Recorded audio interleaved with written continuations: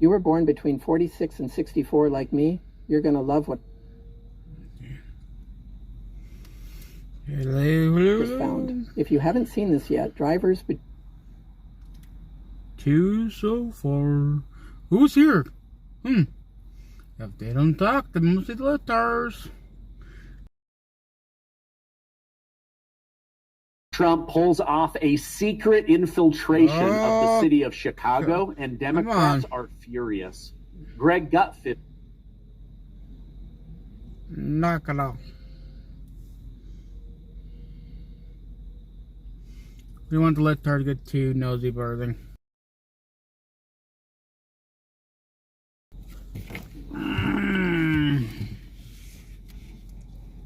Oh, we got, I think we got it right there. It might be fine, but we gotta get the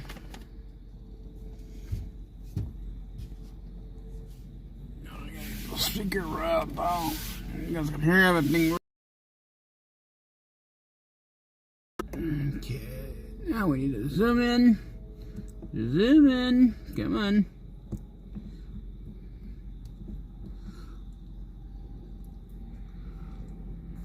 I'm gonna zoom out just a little bit. Maybe, I don't know. We gotta do. Come on, camera. Seriously.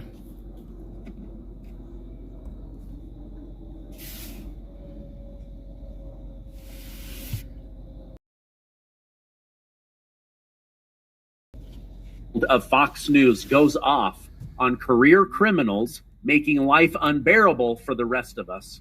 New documents show Leticia James lied again to get a $200,000 line of credit, and the media tries to spin data to make Republican states look bad. Thank you guys so much for liking and sharing these videos. It really helps me out, so let's jump right in. Well, Attorney General of New York, Leticia James, just got some very bad news. It looks like investigators have continued to dig through her private files that are public and have discovered another document where she lied about better rates, a $200,000 line of credit. So she lied about this 5-unit multifamily being a single house so that she could get better rates. She was able to then get a $200,000 line of credit after lying in order to use that money for other purposes. So this situation just continues to escalate against Leticia James. Not only did she lie, but she lied over and over and over again. Okay, President Trump got into an argument with an ABC White House correspondent. It's really hard to hear what they're saying, so I'm just going to show it to you. It basically said, I asked President Trump, why target Chicago and Boston when there are cities in red states with higher crime rates? Trump said, why? Really? Higher than Chicago? Me. There are, like Memphis and St. Louis. Trump said, excuse me. Do you know how many people were killed in Chicago last weekend? 8. Do you know how many were killed in Chicago the week before? 7. Do you know how many people were wounded? 74 were wounded.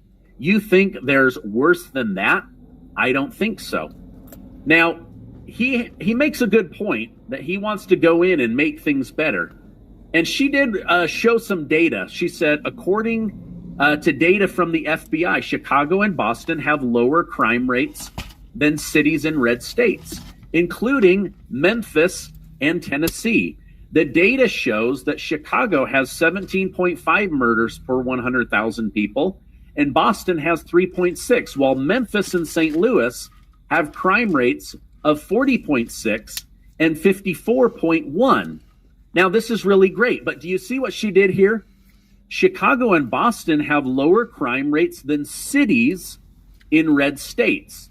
So she downplays the cities while upplaying red states.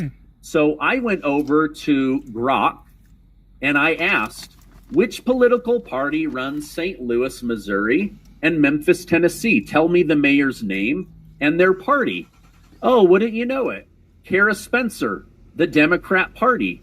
Kara Spencer has been mayor since April of 2025 after defeating Tashora Jones in the 2025 election. St. Louis mayoral elections are officially nonpartisan, but Spencer identifies as a Democrat.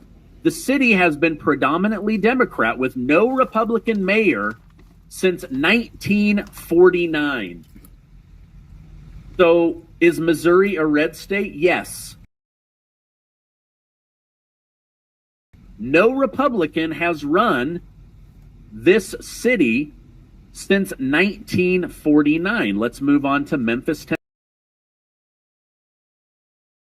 Young has been the mayor since January of 2024.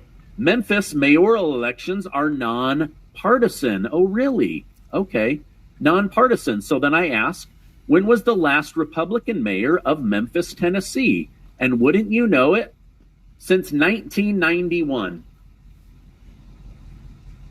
You abused by a member of the Catholic Church in Illinois when you were young? A global settlement may be coming in 2025. An Illinois Attorney General investigation. 91. Wow. So 34 years of being under Democrats, and then whatever this is, 50 plus 25, 76 years of no Republican.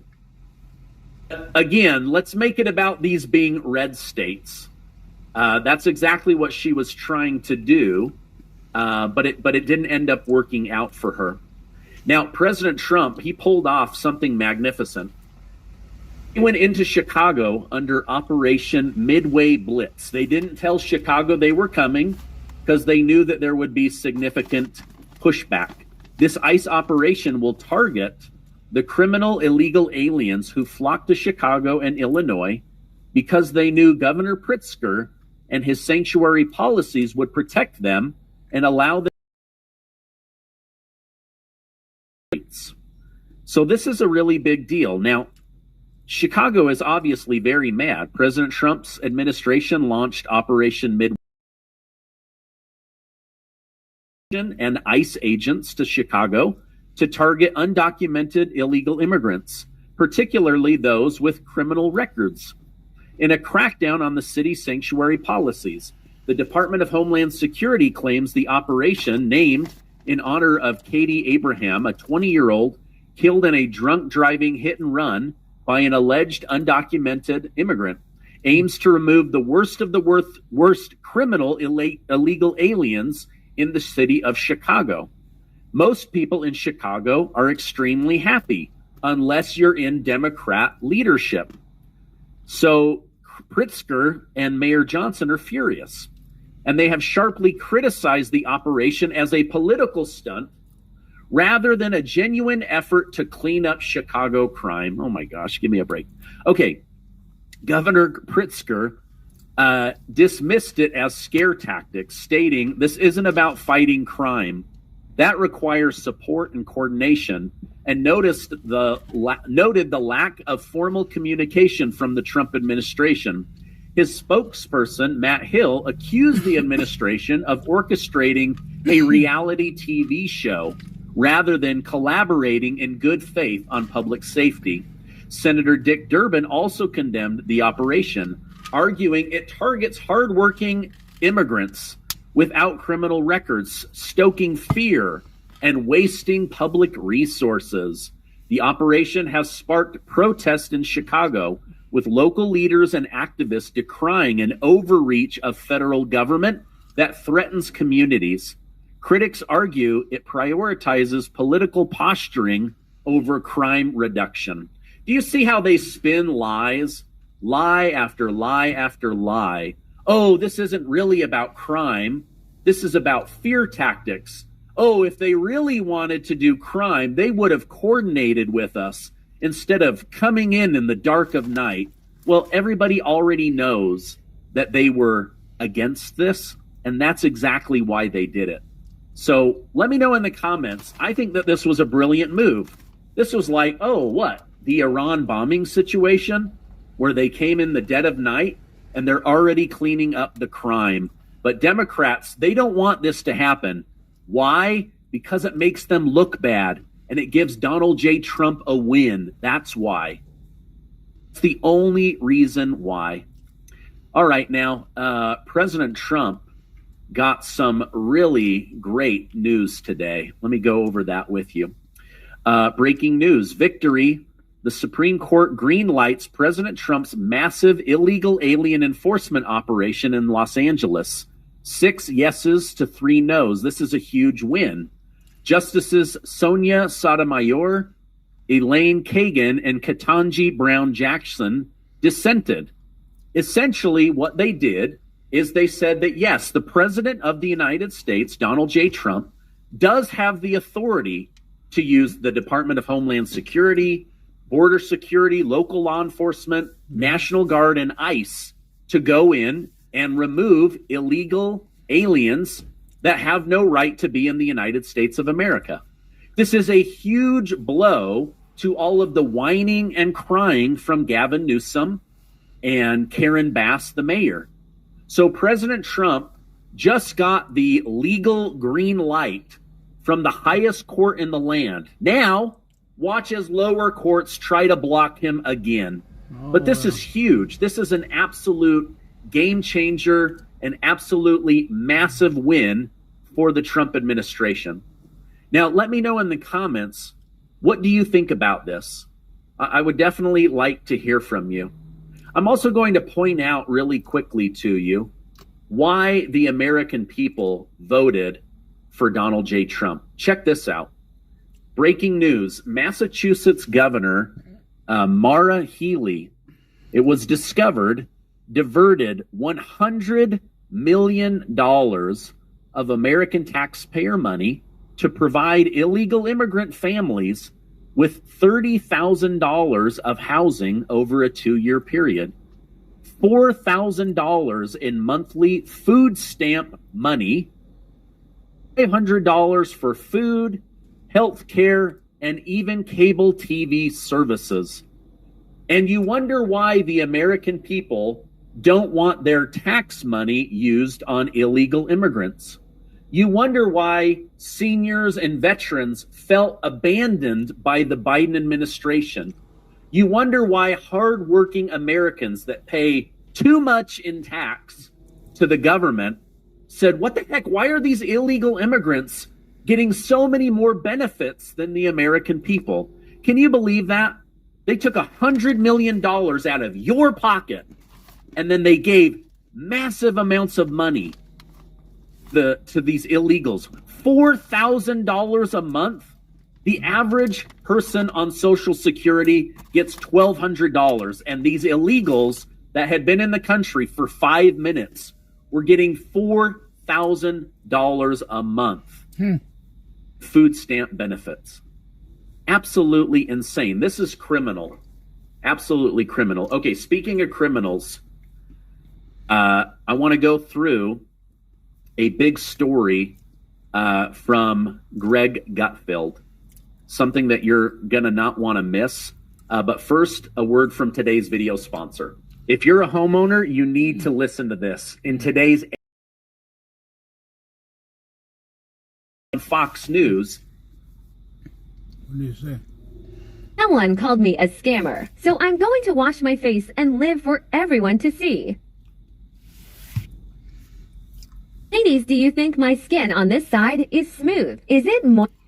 Now, Greg Gutfeld over on Fox News, he's going through just how infuriating this is and the language that Democrats, the left, and the left-leaning media use in order to downplay these horrible situations. Check this out. I'm tired also of the term mental illness being used as a cover for criminality. When a thug targets a woman, that is not insane. He knows she's weaker. When he comes from behind with a knife, that's not insane. He minimizes her ability to inflict harm on him. When the thug flees, that's sane because he knows if he stays, he'll be arrested. So what would be insane would be if he were to face off against a man without a weapon, somebody like a Tyrus. That would be insane. You'd go, okay, that's crazy. But almost all of these people that do this stuff, they go after women. That is not insane. That's self-preservation. This is not insanity. It's an evil mind. And it's an evil mind that is somehow excused in a culture that weaponizes victim status. In this case, mental illness. And what is it about a society that contributes to this? And I say this based on my own personal evidence of being on city streets every single day in New York, that when a homeless person is shouting at people, he's not shouting, I really made a mess of my life. Boy, I really purely blaming other things and other people. He blames the world, he blames people, he blames you. So we're living in a progressive ideological nightmare where the worst in society is empowered by a sense of victimhood. So when this happens, they will still get people like Brian Stelter that says, oh, be careful of the racism, or other people saying, you know what? We really need to be concerned about our services to the mentally ill, which may or may not be true, but he's not mentally ill. He needs to be executed. Lastly, I asked Grok for a conservative count of the number of times the George Floyd video was played, looking at tweets and social media, Instagram, news network. It came to a conservative number of 975 million times. That is not counting retweets. So that is a snapshot of this liberal disease, the hierarchy of problems. The media and politicians, people like Stelter, implore you not to cover one problem, but to amplify another one to a destructive degree that leads to riots, leads to dozens of deaths. But do not cover this other thing because that is racist. Mm-hmm. And that is not as important. In the hierarchy of problems, we decide what you cover. Right. So go back and watch today's earlier broadcast. But basically, this black gentleman in North Carolina, and now he's killed this white woman who is actually from Ukraine. She's not an American citizen, but she came here legally and killed her. Now CNN is saying, don't talk about the fact that he's black because that's racist. I don't care what color his skin is. I care that stupid judges allowed this guy out on bail, back on the street 14 different times, and now somebody has been killed. And again, it's not about race. If you go back and you look at the earlier broadcasts, I then show you how an illegal immigrant from South America killed a beautiful black girl and then threw her body off of a bridge. This isn't about skin color or race. This is about soft on crime judges. This is about illegal immigrant criminals. And this is exactly why President Trump wants to clean up these cities. So hopefully we can get there. Hopefully we will get to the truth, because this is just, it's absolutely infuriating. All right, now, yesterday I covered for you guys about the RFK Jr. time on Capitol Hill. Well, last week, Democrats and Republicans, heavily backed by Big Pharma, did a coordinated hit job to humiliate, shame, and try to remove RFK Jr. It's now come out that lobbyists work hand in hand with the they've donated to most in order to coordinate this attack against RFK, saying that he isn't allowing kids and adults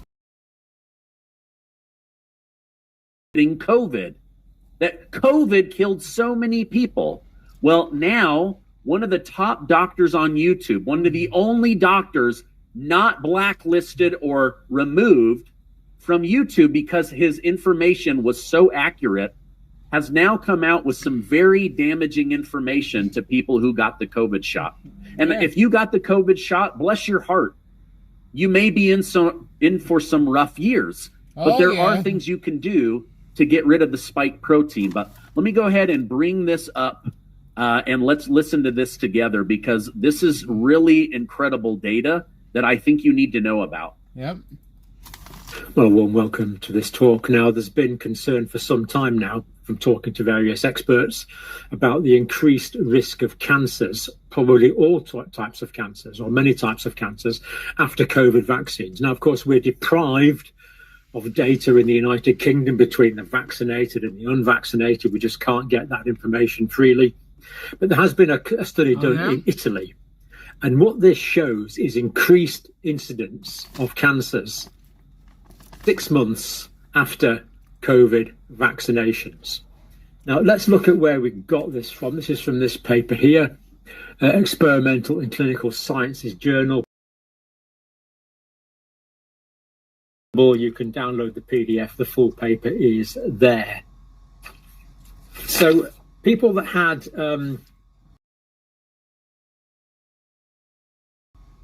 people that vaccinated with at least one dose, their chances of getting colorectal cancer, the hazard ratio was 1.34. In other words, 34% more likely to get it. This is after a 6-month follow-up. Breast cancer, 54% more likely to get breast cancer in the vaccinated group. Bladder cancer, 62% more likely to get it than the unvaccinated group. Okay. Breast cancer. Now what's on? Brings me no joy to share this information. So America's blocking this. RFK Jr. said, I'm literally the top person for all of medical in America. And the CDC has spent 7 months blocking me from vaccine data. In the United Kingdom, they won't release the data. Now Italy releases the data. What are they finding? Turbo cancer exploding like crazy. People are dying. Heart attack increases, stroke increases, cancer increases. But you won't get this information in America. Why? Because of corporate capture. The very thing that they were screaming at RFK Jr. that doesn't exist. So you can imagine these lobbyists.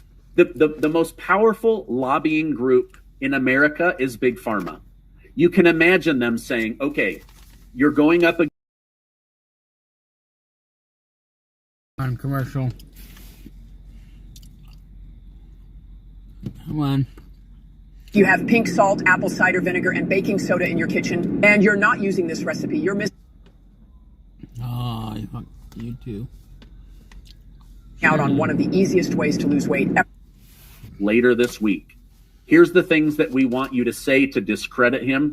Here's the things we want you to say to shame him. Here's the fear porn in order to scare people into getting another shot. So the wheels are coming off, right? New data out shows that over 50% of mothers and expectant mothers are saying, I'm not going to follow the vaccine schedule anymore. Now that I know that they're not doing the safety testing and that these shots have unlimited liability protection, no thanks. Everything should be going through the proper testing. If something is wrong, it should be pulled from the shelf, but that doesn't happen. They cover it up. Why? Because Ronald Reagan gave them bulletproof status. So anyway, I wanted to share that with you. You guys, if you got the shot or you got really sick, you probably still have the spike protein replicating in your body. You need to do everything you can to get that out. It attacked my internal organs. It attacked my heart. It attacked my nervous system. I have spent so much money getting that out of my body. But here I am, and I'm so grateful to be alive. Earlier today, President Trump spoke at the Museum of the Bible in Washington, D.C. during a Religious Liberty Commission meeting, emphasizing his administration's commitment to protecting religious freedom. He announced the donation of his family Bible used in 2017 and 2025 to swear him in as President of the United States. President Trump said the Bible has shaped civilization, and it's an important part of the American story. President Trump has urged faithful people all over the country to pray for our nation as we enter the 250th anniversary of the Declaration of Independence. He said we must be one nation under God, and he's asking for people to pray more and to respect religious freedom. Let me go ahead and show you a video from earlier today. with President Trump defending, because it's very interesting. The Trump administration will have no tolerance for terrorism or political violence, and that includes hate crimes against Christians, Jews, or anybody else. We're not going to allow it.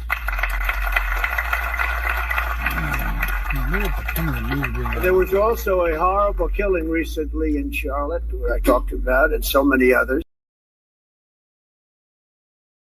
of it. And, you know, when you have horrible killings, you have to take horrible actions. And the actions that we take are nothing.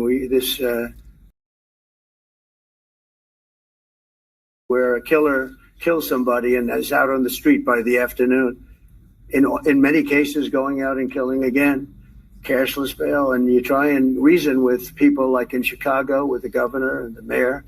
You try and reason with them, and it's like you're talking to a wall. It's just doesn't. I assume it's just a political ideology. They're not stupid people.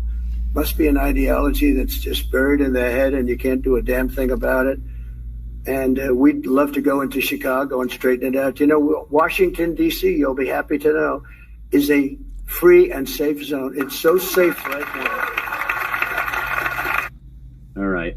Well, sorry, Mr. President. They're going to push back. They're going to sue you every single day. They're going to try to find videos of you doing something stupid in Chicago. They will do everything they can to block you. But, you know, President Trump, he's doing everything he can to keep America safe again.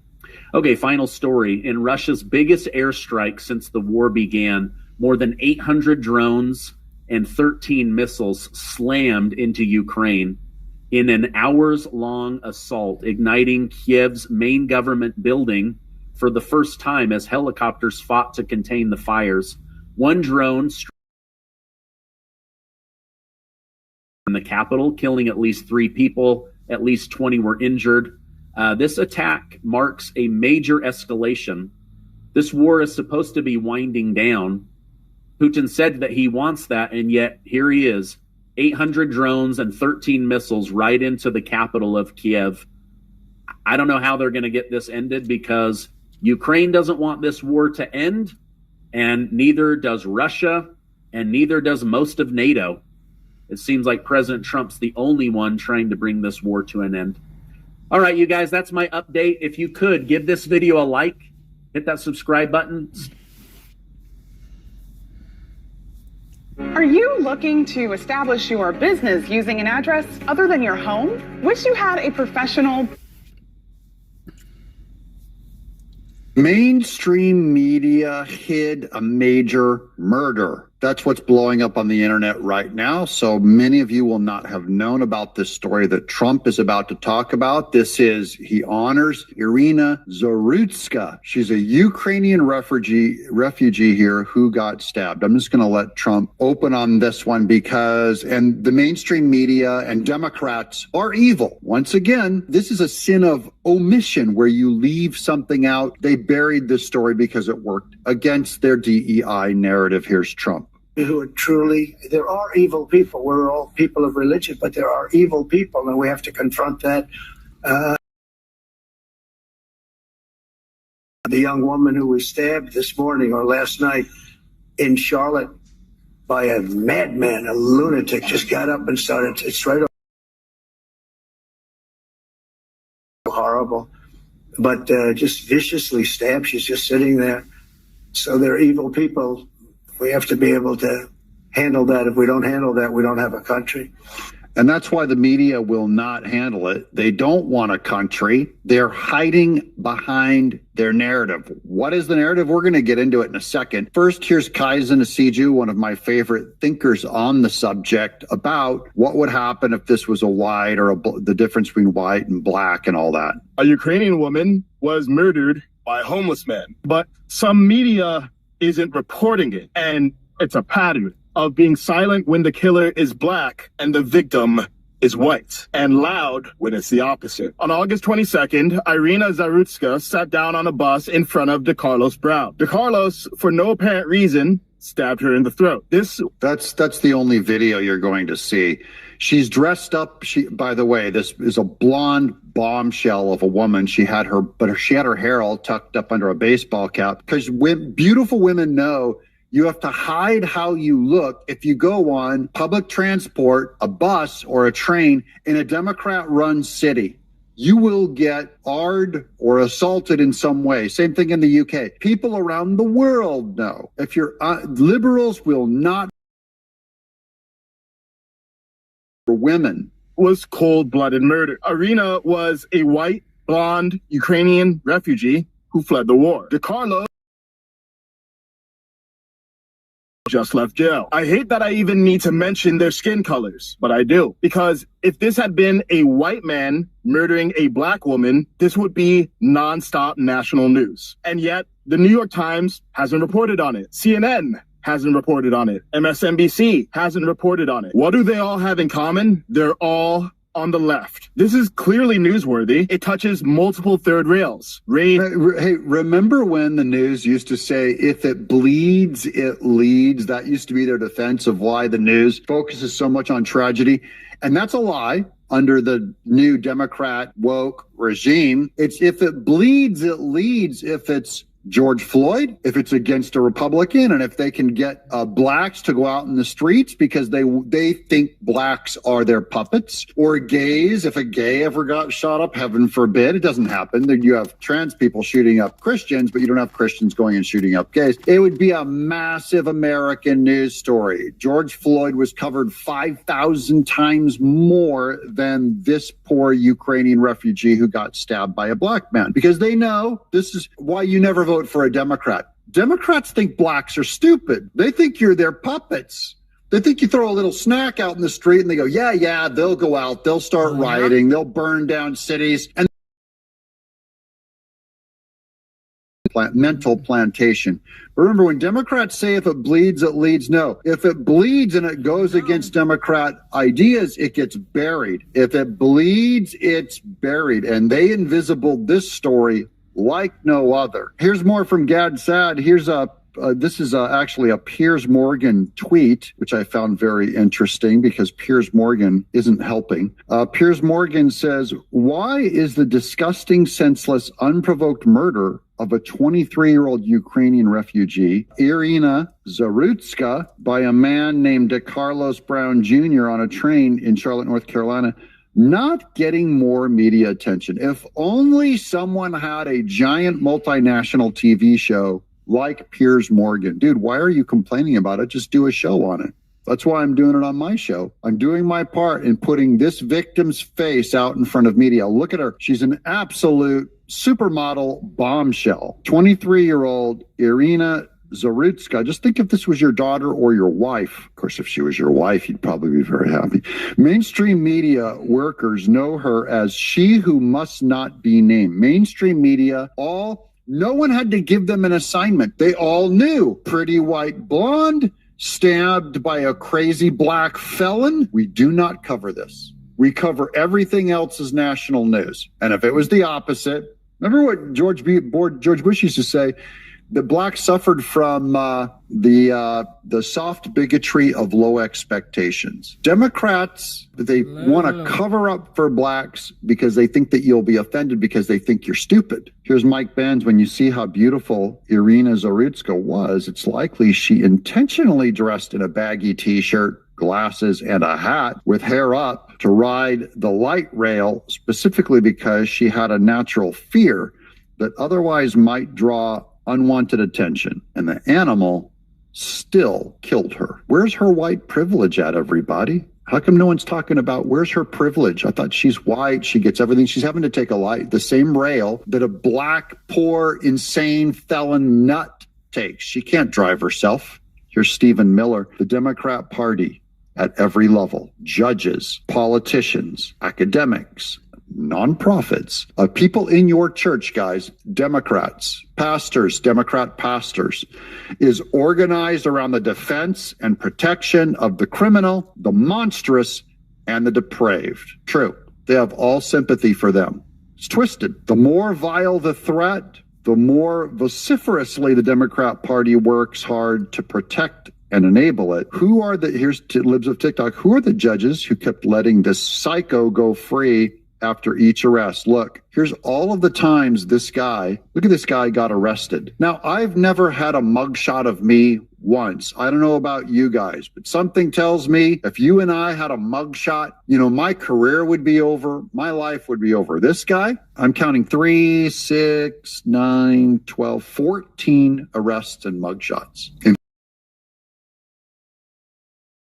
How many chances are you going to give these guys before they stab a beautiful 23-year-old Ukrainian refugee? She fled the Ukrainian war to come here for safety.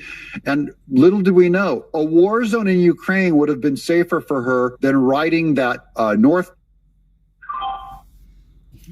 Oh, come on. What did you turn off there for? Hold on. That's crazy. Hold on, I'm sorry about that. I don't know why I did that. Come on.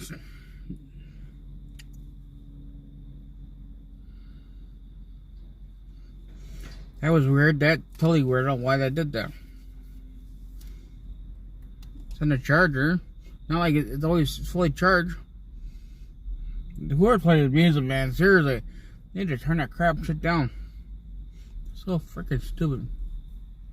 But guys, in the meantime, we're gonna wait till this thing of love here. But we do have her on the 13th. The 13th, December 13th, we have another event. Yeah, so yeah, December 13th, we will be we need to start raising money again for another event. Yep, stand by. So yeah, December 13th will be another event that we're gonna be doing. A flag wave on the 13th with a bunch of patrons there on the 13th. And we need to teach this person to turn the damn music off. We don't need the damn bass. It's fucking stupid. It really is. Why is my phone doing this here? So, not like it's dead. I mean, it's fully charged. I have never had a problem before. Now this phone just decided to take a crap on me. The used phone that I bought, it's been doing good for well last year. But yeah, so December 13th, we're now just waiting for this thing to turn on. I don't know what's going on here. It's froze up. I mean, all I could do is sit talking until you guys. I don't know what's going on. Because it's like, it's frozen. The only thing I do is turn off the main. Trying to even shut off by doing the power, hold the power button for 10 seconds. Usually that should shut your phone completely shut down. But it's not doing nothing. So the only option is taking the battery out. You take the battery out and force it to shut down. It doesn't want to turn off. Just want to stick on. Okay, let's see. Yeah. It's like it's frozen up.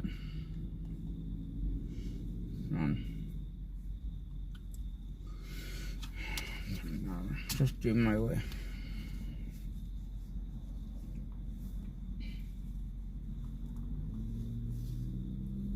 Nah, stupid.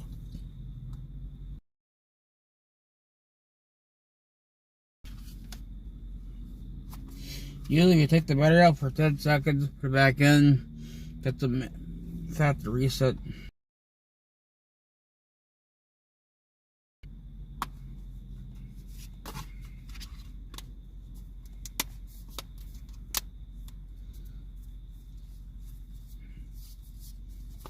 Okay, come on, turn on.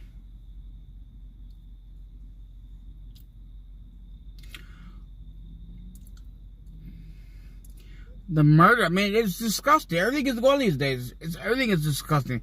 But it sounds like the National Guards are actually in Chicago, from my understanding. That's what I was trying to understand here. Everything is disgusting, Jericho. I mean, to me, everything is crazy. I don't know.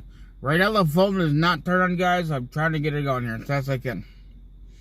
I don't know what's going on here. I don't know if the cell just took a crap on me. If it did, then I don't know.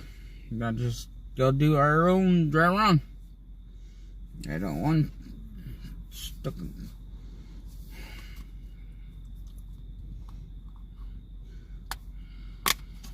Okay, come on. I mean, I took the battery out. What is the vibe there around Chicago?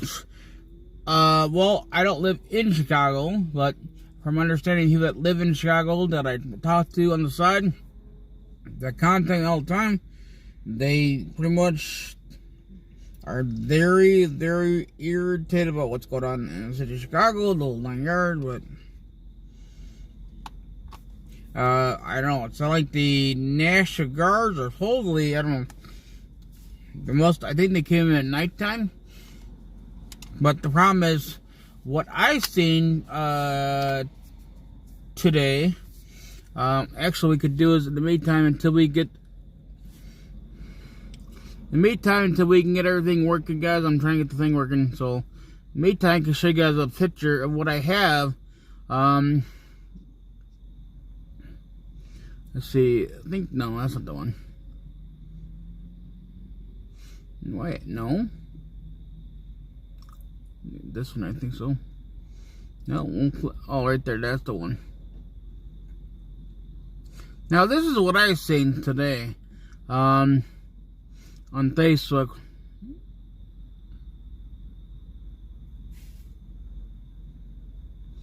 Can't go big with that. If I go too big, you're just going to be able to see. Can you guys see that? Yeah, the salt truck thing, I don't know. I'm not there. I've been trying to ask people questions. I don't know if you guys could read that or not, because it's very small print. But supposedly, the mayor is telling Chicago people, basically tell everybody to defend their city. That's what that is about. Defend their city from Trump.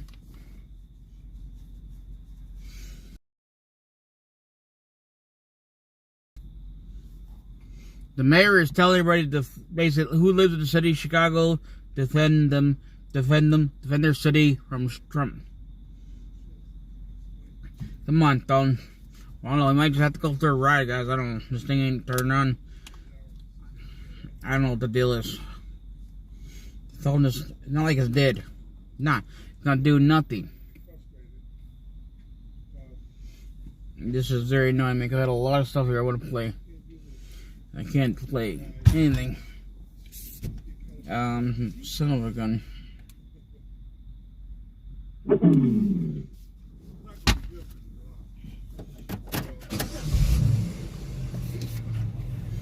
Sorry about that.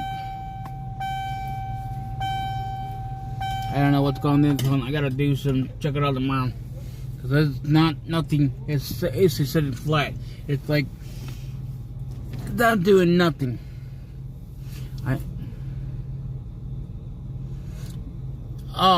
Yeah, I don't know. He's telling everybody to do stupid shit, man. Alright, let's do back out.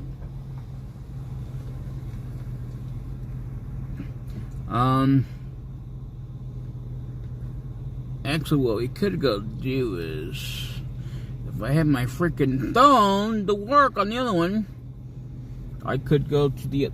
I need to go get some gas, but I burned a lot of gas here. I burned a lot of gas. I don't know what. I need to start slowing down, man. All this damn driving I do, but because I just got me a full tank yesterday, and I'm already down a half tank. Yesterday I got gas for $2.72 a gallon. That was yesterday, but from my understanding, that place where I got the gas at, I think they possibility that they fucked up on the gas numbers, because when I went back there, I no longer see it there. So I think what happened is they fucked up, and they realized they fucked up, and they changed it right away, because they see, oh, everybody's coming to the gas station. But you know what? That's the cheapest gas. Because everybody else is $3.60 a gallon.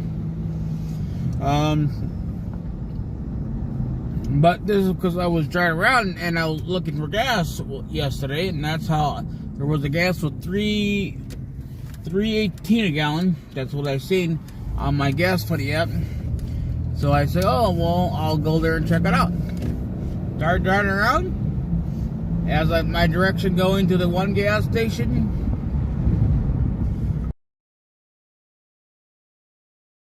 City 2. I was like, fuck it, I'm gonna go get gas.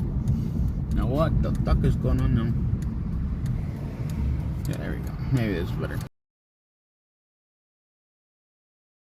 We do need to start raising the money, right? We have a lot. We got the event here. We need to get $100, and I can't. You guys gotta understand. I really cannot keep afford paying for all these bills here every day, every time we go somewhere. It's not there to me that I constantly have to keep dumping my own money into the everything here. You know, I'm the one here doing all the wear and tear on my vehicle and paying for my wear and tear, and then paying for everything else to get places. Yeah, you guys could just start buying some Trump merch, stuff like that. How about towards, pay for gas, and something to pay for material, pay for the gas, all that stuff. If at least somebody buys some Trump merch, I hate to have to use my own money that you pay for Trump stuff. Turn around and have to use it for gas. Alright, let's go. The windows open in the back. Everybody's high right now. Everybody's high. I don't know why that when you're in this area here, gas is high. It's very high in this area. But the minute that you go approximate, I'd say roughly 7-8 minutes away from the light area to a different location, like where we did the car show today. If you start going towards that way, then you'll start getting cheaper gas. Don't fucking ask me why.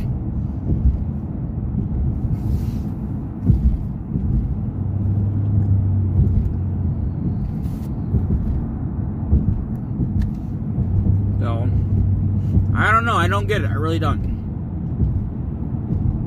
But I do know the mayor has decided, basically he's doing violence. He's telling people in the city to defend their city from Trump. They're putting salt trucks out now to stop ICE from coming in. I mean, I don't know.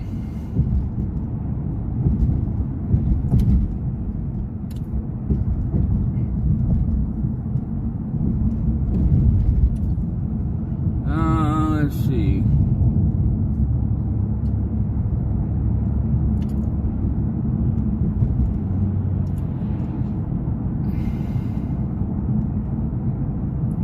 The right side because they hate Trump. Hey, you know what? Possibility. That's a possibility. Because this is stuck in Illinois. It doesn't make any sense. How that the gas stations here in this fucking town is higher, but if I go maybe like 18 to 12 minutes away, it's cheaper. Don't fuck make it sense. I don't know. It doesn't. It doesn't make any sense to me.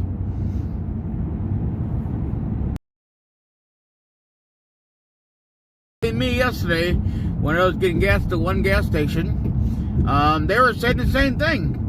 They couldn't believe the bullshit too. Why is that gas prices are fucking high? You know, you go over here, gas here is high. So that's why I think yesterday, when I went yesterday to get gas, when I was supposed to go to one location, and the one location that I was originally going to, because according to my gas buddy app, that's what I use, they told me that this gas station had a good price, the whole 9 yards, so I thought I'd go there. Well, I was driving there. The third gas station was actually closed. It was still in remodel, basically still being construction-wise. But for some reason, gas buddy was basically reported price. There's a possibility the owner has posts on there the prices, make it look like people are going there to get everybody to know about the gas station. But as soon as I got there, I realized it was closed. I looked up another gas station, and when I did that is when I realized I looked up another one, and then when I was driving to the second location, that's what I as I was going to the second location, when I realized that this gas station was cheaper, I'm like, oh, fuck, I'll go here. And I did. I mean, I'm not dumb. I'm going to try to buy cheap gas, guys. Every bit I can say, I'm going to do it. But, I mean, right now, I mean, I'm barely, I mean, I'm a little over half a tank, but I just like to keep my car full. I mean, I did fill the whole 5-gallon gas can with full tank, but I want to keep that for emergency purpose, not to be using it for this year. Because I want to use that. I can sell gas to somebody else. In case somebody needs gas, I can make a huge profit on that gas right there. It's common sense. I don't want to tell you guys numbers because you guys, oh, look at you. Yeah, you can make money, play. I know what I'm doing. It's always upcharge for gas when somebody needs a base.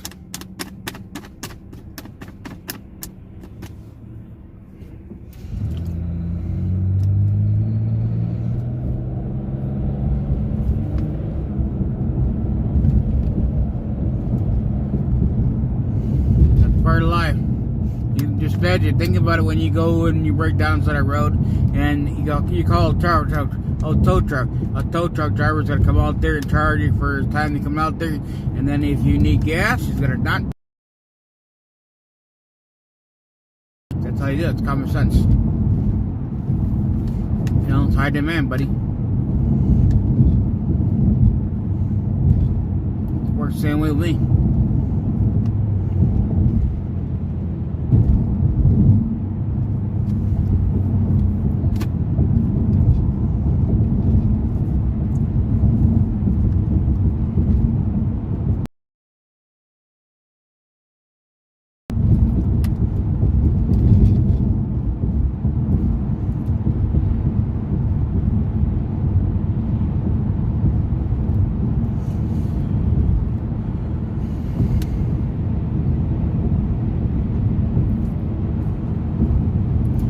So what's going on, everybody? Talk to me. Say something. Did you guys enjoy the Chicago our talk out there interviewing the whole 9 yards? You guys enjoy that? I know Litard, man. You must love it because it was a freebie to you. Because you didn't pay a dollar mainly, not even 10 cents. I mean, personally, myself, me, in my opinion, I think that I had a good time. I think a lot of Chicago that were there, I do see that a lot do want the dash cars there. That's what I heard. A lot does want it there. There's some people there are fucking really confused because they've been listening to fake news, and that's basically what it comes down to me. You know, fake news.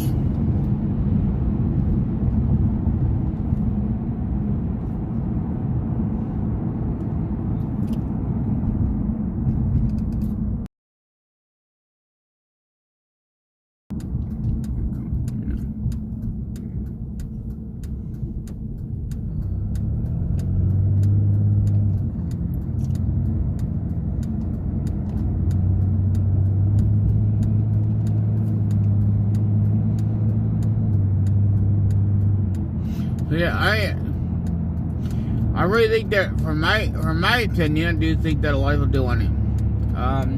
But there's a lot of people these days that are just very confused. And then I remember being in Chicago, if you guys are fucking paying attention, there was 2 faggot fucks there. I call them faggot fucks.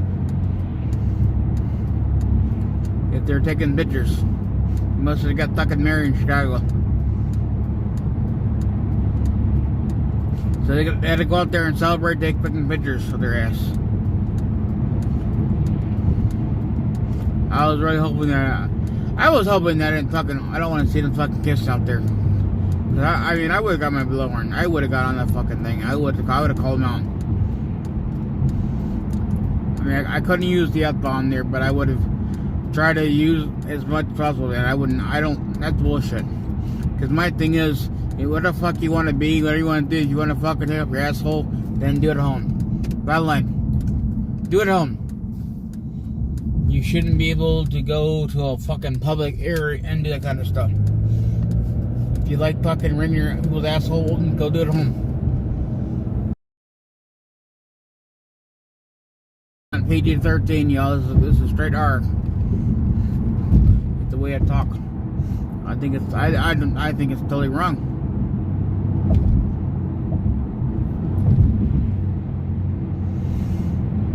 So the 13. That's the event that's coming, guys. It's not an event. The 13. I am trying to talk to these people here because I know they got the 13. Let's make sure everybody understand. 9/11 is really just around the corner, everybody. We as patriots should get out there and do something. Flag waving. You know, we shouldn't really be forgetting about 9/11 here. 9/11 is a very important day. So.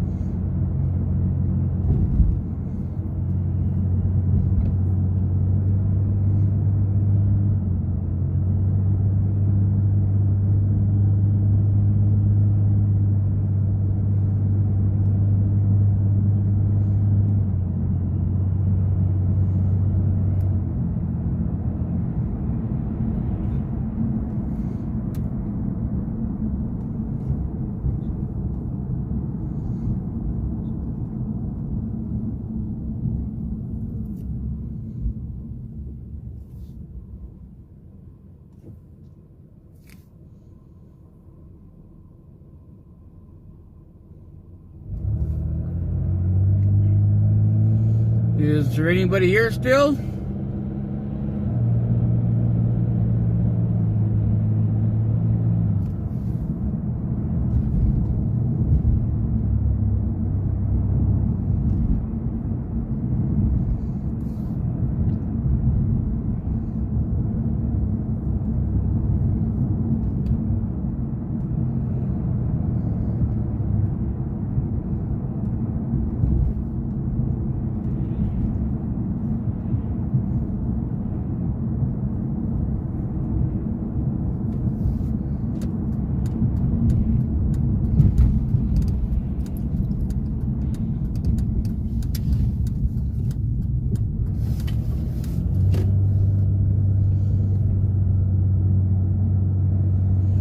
Is there anybody here still?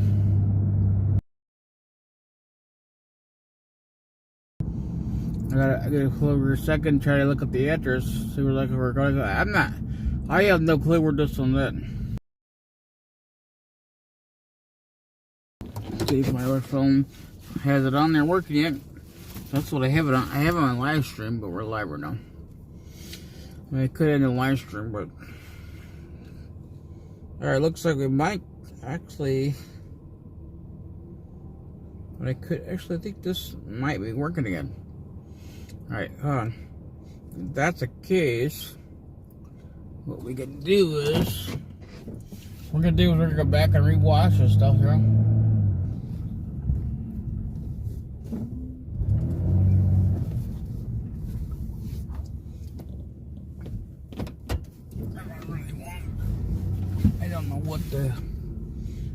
I just have to go to the one location. There's another spot here I can pull over, and I can stay right there and do it.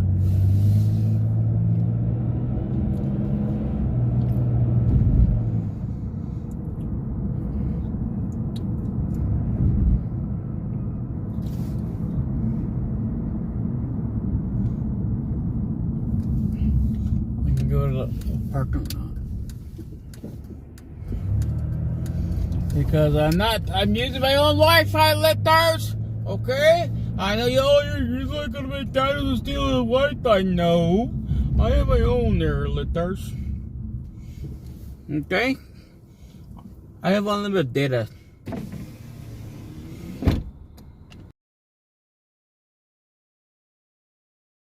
We're gonna pull over to the parking lot where it's safe and finish watching our YouTube videos. Could have suck it happened, but it is what it is. I mean, there's a lot of good stuff there. I have a lot of stuff that I want to watch.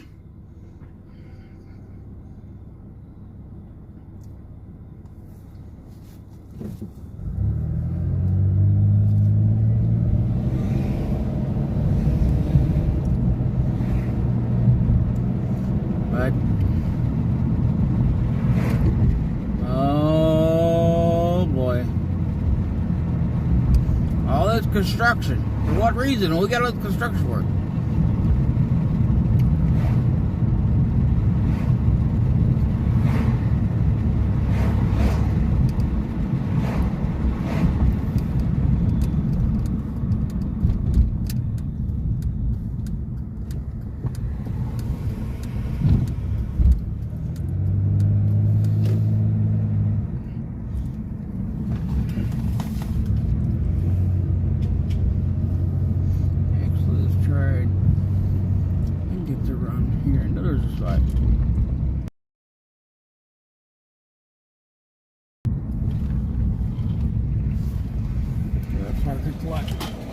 It's usually full.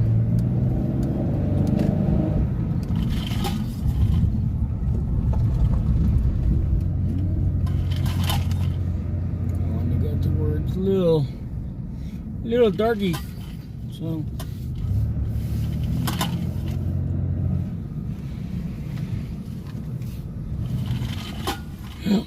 the thirst.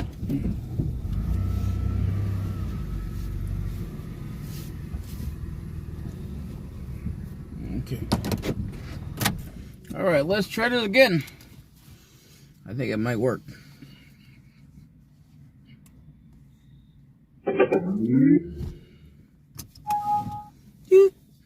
Shut up.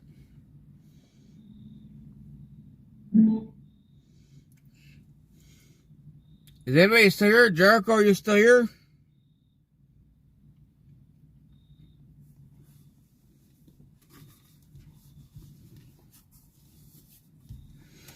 Come back, watch, play later. Let's try it again now. We were on this one here. This is where I think it stopped.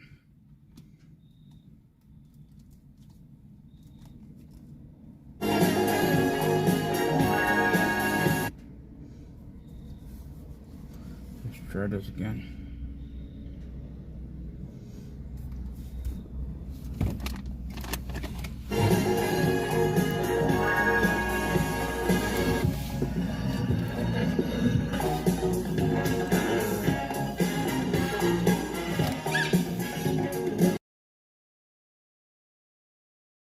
Riding that North Carolina subway to Charlotte because Democrats are more dangerous than being at war with Russia. Here's Roby Starbuck. One could be used to attack white people and the other couldn't be. So that's the whole reason why the media emphasized George Floyd is they used him. They don't care about George Floyd. They used him to get blacks and Democrats angry at whites. And dude, this was culture wide, okay? In the arts, if you didn't put a black square as your avatar, they would hunt you. They went after, even Mumford and Sons, these rock bands, destroyed the career of their banjo player over it. He would not come out.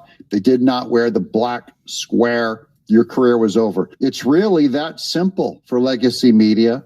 Without X, without Twitter, 99% of the country would never know her name. Say her name, Democrats. Say her name, MSNBC. Say her name, Facebook. It's never been more important that we replace the legacy media. Here's End Wokeness. There were 74,000 Associated Press articles about George Floyd. There were 0 Associated Press articles about Iryna Zarutska. 0. That's the Associated Press. They're supposed to be our pristine, story. You do a search, AP News search, George Floyd, 74,000 results for George Floyd. Iryna, Zarutska, there are 0 results matching for the blonde girl that got stabbed. A cop accidentally places his neck, his knee on the back of George Floyd, who was dying of a fentanyl overdose or whatever it was. And here's a blonde girl, true innocent, AP, not a the wall sympathetic news coverage from the media. A Ukrainian refugee escaping war, or a wife-beating M13 gang member that they kept saying was a father for being deported. Trende Ragwa. You guys have been training me on how to say that. Wait, there's more. Sean Davis. Fascinating how none of them people with Ukraine flags in their bios seem to care about us. That is, the more likely you have a Ukraine flag in your bio, the less likely you cared about Iryna Zarutska, who's Ukrainian here. 0 coverage of Iryna Zarutska's murder on Reuters, NPR, New York Times, Washington Post, CNN, AP. But they covered Jordan Neely and George Floyd extensively. Incredible stuff. And they all have Ukrainian flags all over their description. Here's more from Mike Benz. We learned during the journalist scandal that, yes, actually, there are hundreds of journalists in a small group chat agreeing not to report on scandals that make their own side look bad, like the Reverend Wright Obama scandal. They all circled and said, we don't cover this. That's what I'm exposing here. This is how the Democrat Party lies. Wait, there's more. This is posted by Sidney Powell on Twitter. Teresa Stokes is not fit to judge anything. It's time to consider removing the blanket immunity given to judges. This is the judge that kept letting the creep off who stabbed the blonde chick. Judge Teresa Stokes handled prior criminal proceedings against DeCarlos Brown Jr., Iryna Zarutska's killer, including allowing his release without bond earlier this year. This lady, this judge, and Sidney Powell saying it is time to remove their immunity. What do you guys think? Here's Megan Bashan. You want an explanation for this horrific murder and the skyrocketing rates of violent crime in Charlotte, North Carolina? It's because this has been the priority of our public safety department for the last few years. And now our mayor, Lyles, tells us that this brutal killer is someone suffering from cancer and needs our compassion.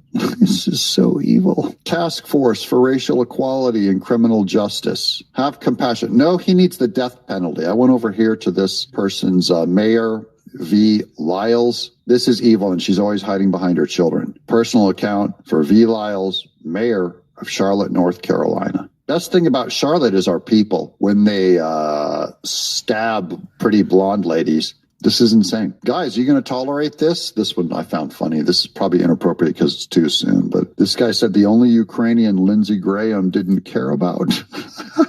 Oh, I need some lighthearted, some levity here. Yeah, Lindsey Graham, there ain't a Ukrainian that goes by that Democrats and rhinos aren't obsessed with. This woman, bury her. She's Ukrainian, but she got stabbed by a black DEI lunatic. Here's Greg Price. This is the Attorney General. Okay, who's pretending to care, okay, went nuts about George Floyd. I am heartbroken to the family of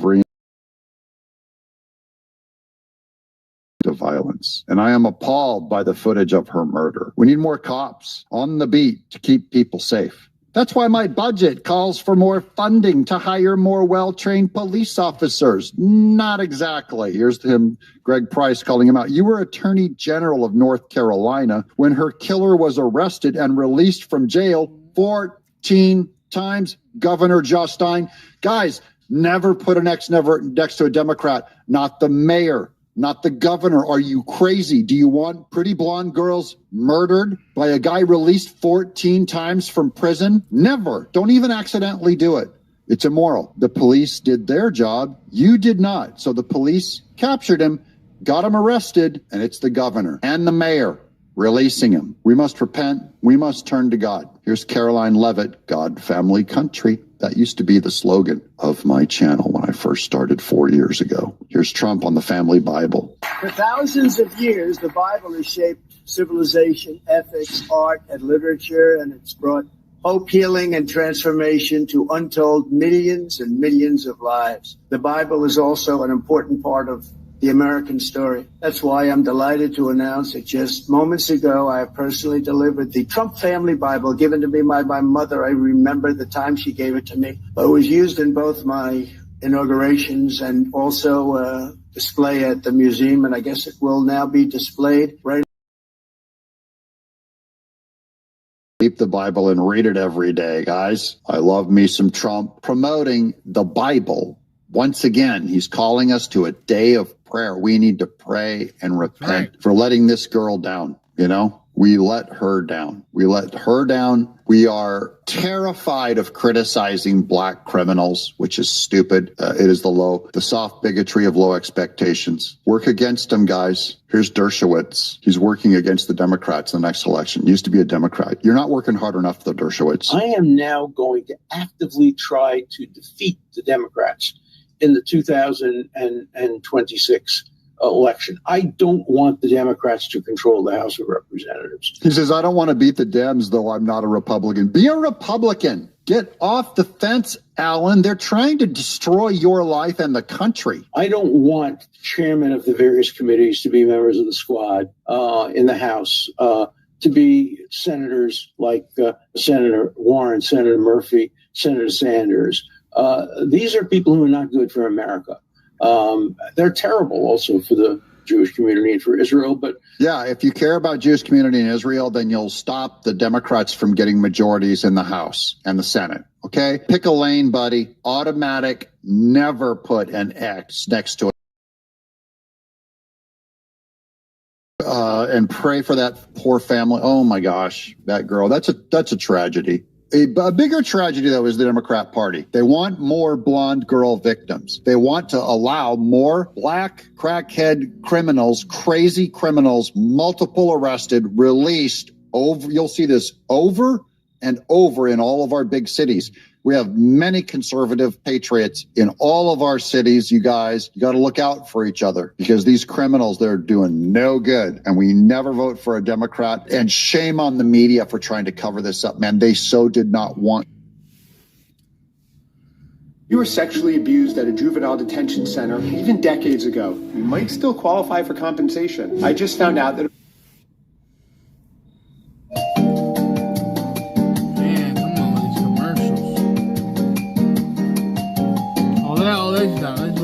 Yeah, look at this here GoFundMe, guys. Watch this here. Hey, Glock. Is this true? What's up, guys? Benny. If there's one silver lining to the very dark cloud around the Iryna Zarutska slaughter on the bus in Charlotte, North Carolina, it is that fatigue has reached all-time critical mass levels for the mass slaughter and terrorizing of our nation by approximately 1% of our population. That 1% of violent, repeat offenders being released back on kill and murder and maim is the single worst part of American society. It's called restorative justice. And this video in 4K of DeCarlos Brown Jr., who had been arrested 14 times. It's not the number of cops. The governor is out there saying, I want more cops on the street. It's not the number of cops. It's the woke, dumbass, activist judges, the fatherlessness that cripples the black community. So, Jericho, is he really released again? For things like this to continue to perpetuate, mix both together. And ladies and gentlemen, you have the horrific crime spate that is not just a one-off on my timeline. Every single click, there is now a new story, and perhaps people are now willing to tell this story and tell the truth about the pint-sized veterinarian professor who was hacked to death by a fiend while walking her dog in the park. Loved veterinarian professor walking her dog in an Alabama park. She used this park to exercise her dog almost every single day. The killer stole her truck and fled. Was caught by cops. She was hacked to death. Dr. Judy Gard, University College veterinary medicine in Kissel Park in Auburn, hacked to death. There are her children, her beautiful family, her killer, Harold Rashad Dabney III.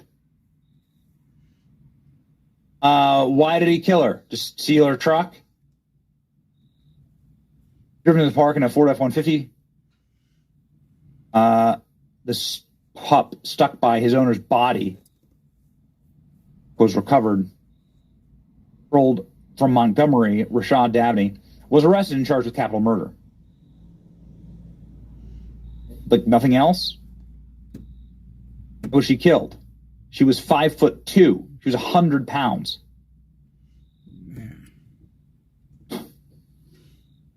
Okay. All right, but like if this was a innocent black woman doctor and a white guy, this would be the single most viral. The media would break into hysterics. Hysterics. That's what's so sick about all of this. Calls to people like us to cover. It's because you can't count on the media being honest. That's how we've gotten to this point. The realities are horrifying. Our nation. And there is a news story again and again and again in my timeline. Here, I just saw this one. Woman's story needs to be shared. This is why President Trump needs to send the National Guard to Chicago. I would like to discuss something that my family has been dealing with for the last 2 weeks. My stepmother, Kathleen Miles, was brutally attacked downtown Chicago in the Loop at 5:15 approximately. The world's changed. She was walking along the side of a colleague, like she's done for the past 20 years that she's worked downtown. And unfortunately, she was brutally attacked by a man named William Livingston. He has done this several times, including a 15-year-old female. He's done little to no jail time. See, same story every single time. Restorative justice. Oh, you're not allowed to lock them up because of socioeconomic, blah, blah, blah, blah. We're going to talk about that in just a second, actually, because there are some socioeconomic factors, and we're going to discuss them honestly here. But how much more needs to happen? Listen, this lady goes on to say that her mother-in-law was bludgeoned and left for dead on the side of the road. This is what she looks like right now. She may never recover. Brain injury. Career attacker who just attacks white women, according to his record, strikes again after being released again and again and again and again. This is a premeditated racial hate crime. That's what it is. Race will reverse, of course, and I would be the first in line to be like, yeah, get that person off the street. But of course, if the races were reversed, this would be the single biggest story on earth. If there was a white guy going around only attacking innocent and unarmed black women, it would be you would know that name. That name would be carved in the history books. The laws named after them. All of Congress would get together and link arms and unite. Leg was shoved out of the way. Her head hit the cement. She was bleeding out on the cement. He stood over her and watched her until he was arrested. Stood over there and watched. It's demonic. It's just completely and totally demonic. Now, why does this continue to happen? There are a number of factors. Obviously, everybody wants it to end. President Trump giving a speech this morning talking about how it must end and there are horrible acts of violence and it needs to be met with horror, meaning there needs to be punishment for criminals. That's the first step. You can't keep letting them out of jail. When they say that I belong in jail. Because it started with this, but that's changed a lot. And the need is growing. That's the first step. You can't keep letting them out of jail. When they say that I belong in jail because I've committed so many offenses, give them what they want. Put them in prison. Incarcerate them. You don't get this. More importantly, they have the judges willing to do that. Also, you need to potentially look at factors that start well before any violent offenses. Down some information and data for you. 70% of black children are born without present fathers. 64% of black children are raised by a single parent. 9 million black children in America under the age of 18 of them live in fatherless households. What's the correlation there? The correlation there is that children without fathers live in poverty. They're half as likely to graduate from college, and they're twice as likely to end up in prison. In fact, 70% of juveniles in state facilities are from single-parent households. You have to cut off mechanisms that incentivize fatherlessness. So fatherlessness exploded in the black community when the welfare state began to reward fatherlessness, which is what it does. You get more money in fatherless households. Those who are already on the poverty line are clearly going to make that step and have a father out of the child's life. Some of the earliest reports of some of the recipients of welfare, the state would send people to just ensure that no father was living at the home. That's how much they wanted to break down the family structure. Fatherlessness is literally killing America. Also, ladies and gentlemen, you can't incentivize it through money by the state or through money in GoFundMes. Sick bastards. Yeah. GoFundMe pulls horrific fundraiser for DeCarlos Brown Jr., accused of murdering Ukrainian refugee on train. Fucking bullshit. GoFundMe had $5 raised, $35,000 goal. They were trying to stop injustice against DeCarlos Brown Jr. GoFundMe has yanked a sickening online fundraiser for the maniac accused of murdering a Ukrainian refugee on a North Carolina train. The fundraising mess, the victim, Iryna Zarutska, and a woman seen being knifed dozens of times in a random attack. Helping the 35-year-old homeless suspect would also support the fight against racism and bias against our people, the fundraiser said. All what happened on the blue line was a tragedy. We mustn't lose sight of the fact that DeCarlos Brown Jr. was failed by the judicial system and mental health services of North Carolina, and as such is not entirely to blame for what happened. Got it? See how that works? Sick monsters.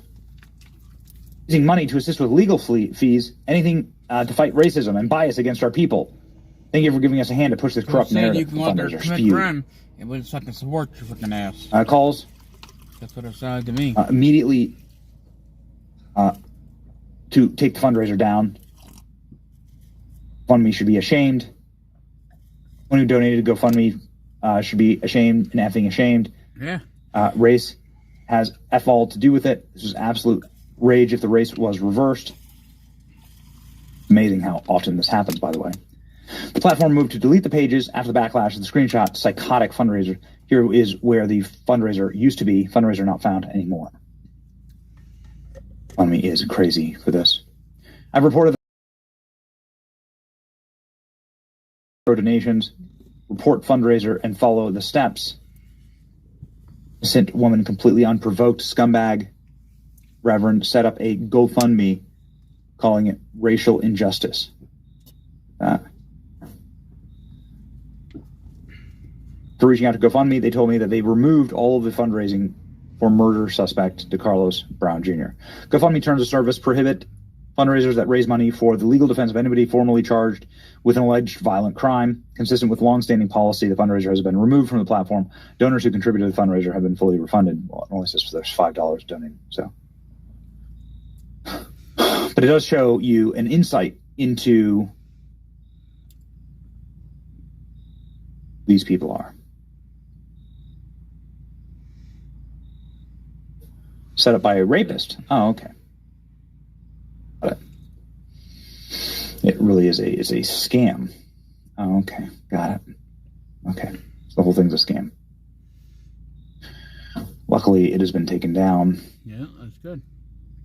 That's bullshit. But this one hasn't. Carmelo Anthony, who stabbed a young man in Texas. Austin Metcalf's his name. Carmelo Anthony just stabbed him in the heart, killed him. hundreds of thousands of dollars How you in his doing? GoFundMe. Go into a brand new house, buy a brand new car. Fucking Something is retard horribly murder somebody and they broken in want this to give them country. fucking money. There's only one way to do it. There's only one way to do it. You have to fix fatherlessness in this nation. That's going to be extremely hard. That's going to take generations, if it's even possible at all. And the next thing that you have to do is when somebody shows you who they are, you have to believe them. To lock up the criminal in this country. Thank God President Trump is serious about that.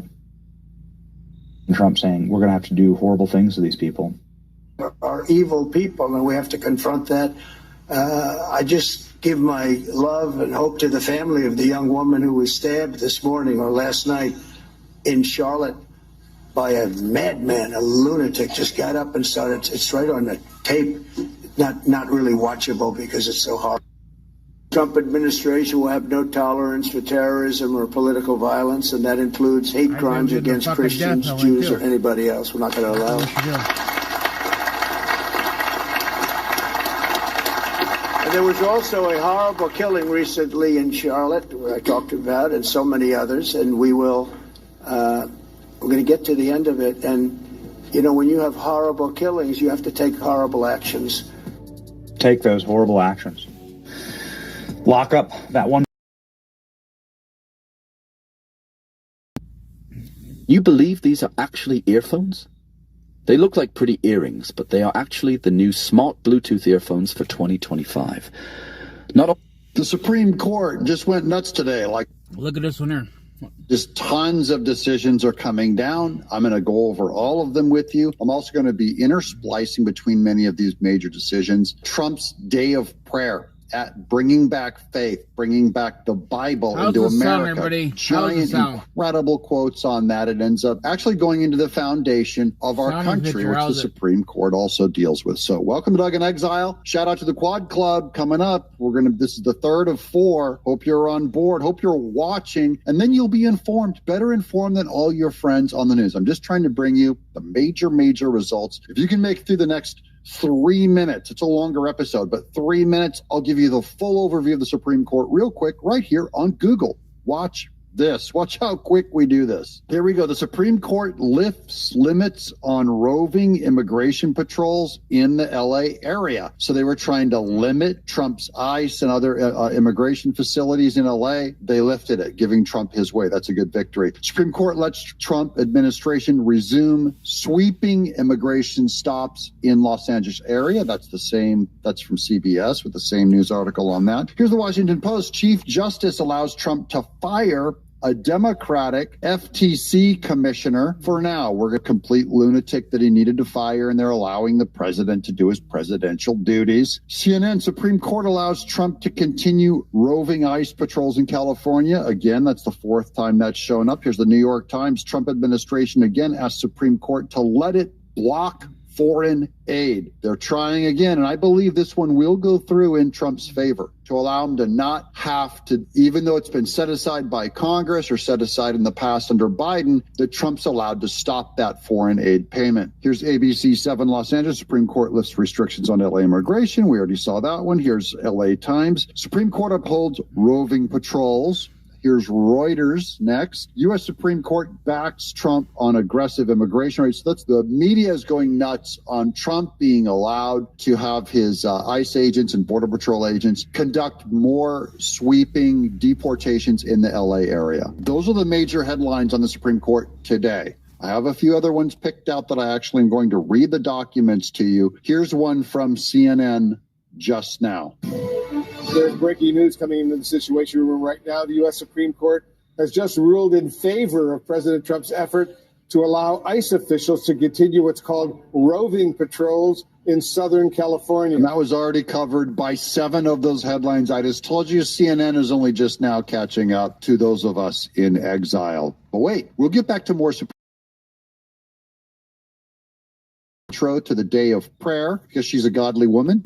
And people, the devil wants her undermined. That's my opinion on it. I actually think, I don't get why lies are told about this incredible woman. There's never evidence behind it. There's never a reason behind it. There's a whole lot of internet rumors and all that going, oh, she's a traitor because she said she had the Epstein files on her desk and she didn't.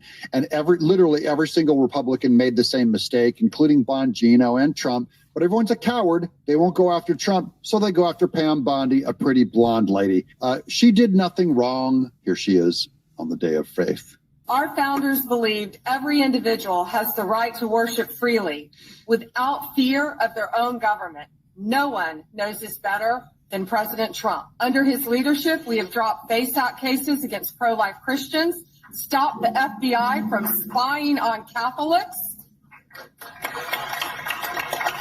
launched multiple investigations into anti-Semitism in schools, and we are aggressively prosecuting vicious crimes against Jewish Americans. So whether if you're a Christian or a Jew or a Catholic, Trump's got your back. And you know what I mean? We can disagree. The Jews and I can disagree. Catholics and I can disagree. The country does not take a position and start allowing oppression of Jews, Catholics, and Protestants. That is not part of the American statement. So this is going to kind of hold hands with a lot of our constitutional law. Here's some good news from, I always like, it's miraculous when Chief Justice Roberts comes out on the wrong side of something. So I guess this does tie into the day of faith. Here's Daily Caller breaking. Chief Justice Roberts issues an order allowing Trump to fire this FTC member, Rebecca Slaughter. Your name is Rebecca Slaughter? Slaughter, a Democrat,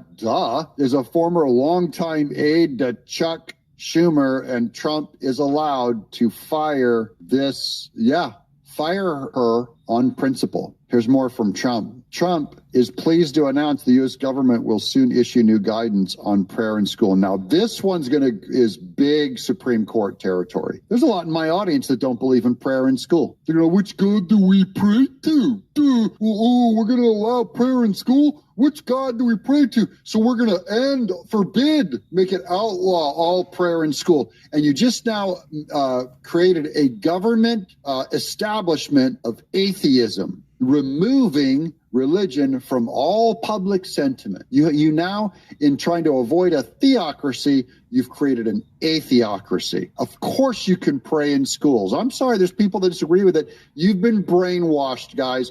Who do you think is behind that? Is it liberal media? Do you think it's liberal media? Because it's not MAGA. Every Democrat talking point, including forbidding prayer in schools. Think about it. I'm not trying to attack you. I'm trying to get you to think. When have the Democrats ever been right? They're a secular, progressive, anti-religion, anti-Christian, anti-Jew, anti-Catholic movement. Here's Trump.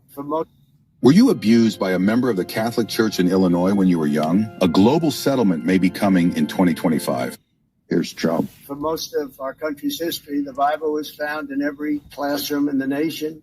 Yet in many schools today, students are instead indoctrinated with anti-religious propaganda, and some are even punished for their religious beliefs, and very, very strongly punished. It's ridiculous. Joining us this morning is Hannah Allen from Honey Grove, Texas. A few years ago, Hannah organized a group of her classmates to pray for an injured peer. The school principal declared that Hannah's generous act of love was prohibited from taking place in front of the other students. To support students like Hannah, I'm pleased to announce this morning that the Department of Education will soon issue new guidance protecting the right to prayer in our public schools. And it's total protection.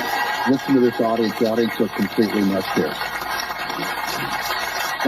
By the way, that's the loudest standing ovation, and look at Trump there. Even he's surprised. Remember, it wasn't that the girl prayed, it's that she prayed in front of her peers. So the principal is saying, oh, you can pray, you have to shut up, you can't do it in public. That is against America's founding creed. If you are also repeating that bad argument, it is time to change that bad argument, okay? If I say, we have a right to protest. You have a right to protest. You have a right to pray in public in America. You're allowed to go out in public and say, I'm against that, or I am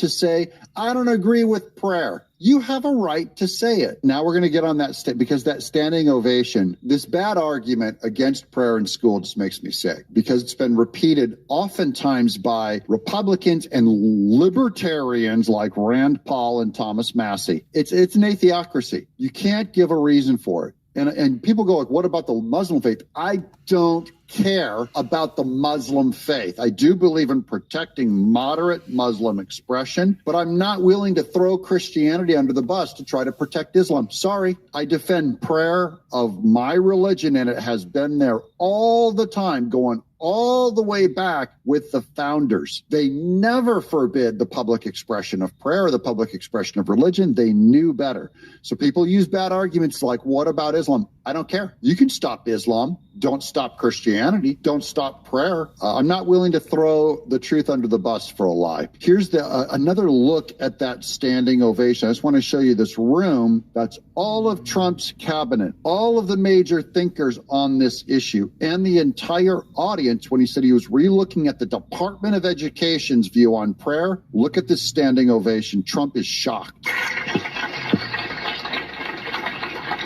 Everyone in the room.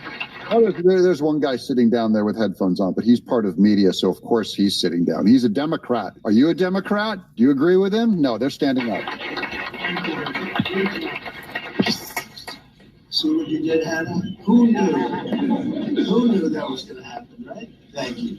Who knew that was going to happen? It was not planned, the way that standing ovations are planned by Democrats and atheists. It was spontaneous. Here, let's get back to the Supreme Court. In a 6-3 decision, this is Greg Price. In a 6-3 decision, the Supreme Court pauses a lower court ruling that had prohibited the Trump administration from conducting roving immigration arrests in Los Angeles. This one was very interesting because it actually names Kristi Noem. Kristi Noem, Secretary of the Department of Homeland Security et al., Pedro Vasquez Perdomo, on application for a stay. So they're going to let him. The application for stay presented to Justice Kagan, leftist, appointed by Obama, and by her referred to the court is granted. Next up, Fox News, 12-year-old boy who fought back against his school. Now, this one is a really cute, really encouraging thing. He fought his school on the trans issue, and he got bullied. But watch Trump be in service helping this boy out at the microphone. Hi, I'm Shane Cias. I've been a Christian my whole life, and Jesus means everything to me.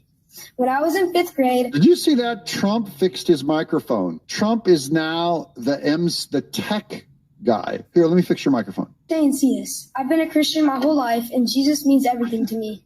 When I was in 5th grade, my school forced me to teach my kindergarten buddy. The book said you could... Okay, everyone's against schools pushing prayer. Your schools for 10 years have been pushing this kid, Christians, to push the trans ideology on their fellow students. And no leftist, no atheist, no one came in and said, hey, we shouldn't do that. They're all for indoctrination in public schools. And I'm just saying, hey, let them indoctrinate for Christianity. You did it to us for 10 years. No one did anything. So don't have a cow, don't have a period. A man having a period now that Christianity says, hey, let's get rid of this. This kid was bullied for being a Christian by the public state. He should sue. And choose your gender based on feelings instead of how God made us. I knew this was not right, but I was afraid of getting in trouble. After my family spoke up, the school treated us badly, and kids started bullying me and my brother because of our faith. And the school did nothing to stop it. It hurt a lot. That's how Democrats do it, guys. They would stop it. If you bullied another student for being black, they'd come out with sirens on. You bully another student about their faith because they oppose transgenderism or will not teach it, the school does nothing. That's how this works. Two-tiered justice system. That's how you oppress a Christian. On anything that promotes Democrat values, you go nuts on it. If it's a Republican getting the crud beaten out of him, it's a girl getting stabbed on a subway or stabbed on a train, if it's anything remotely white, Christian, pro-West, pro-conservatives, and pro-family, it's open season according to Democrats. That's what I despise about it. Is so unfair. Stop it. It hurt a lot, but I kept trusting God. I believe kids like me should be able to live our faith at school without being forced to go against what we believe. I hope no other family has to go through what mine did. Thank you. There you go. Trump gives him a hearty handshake.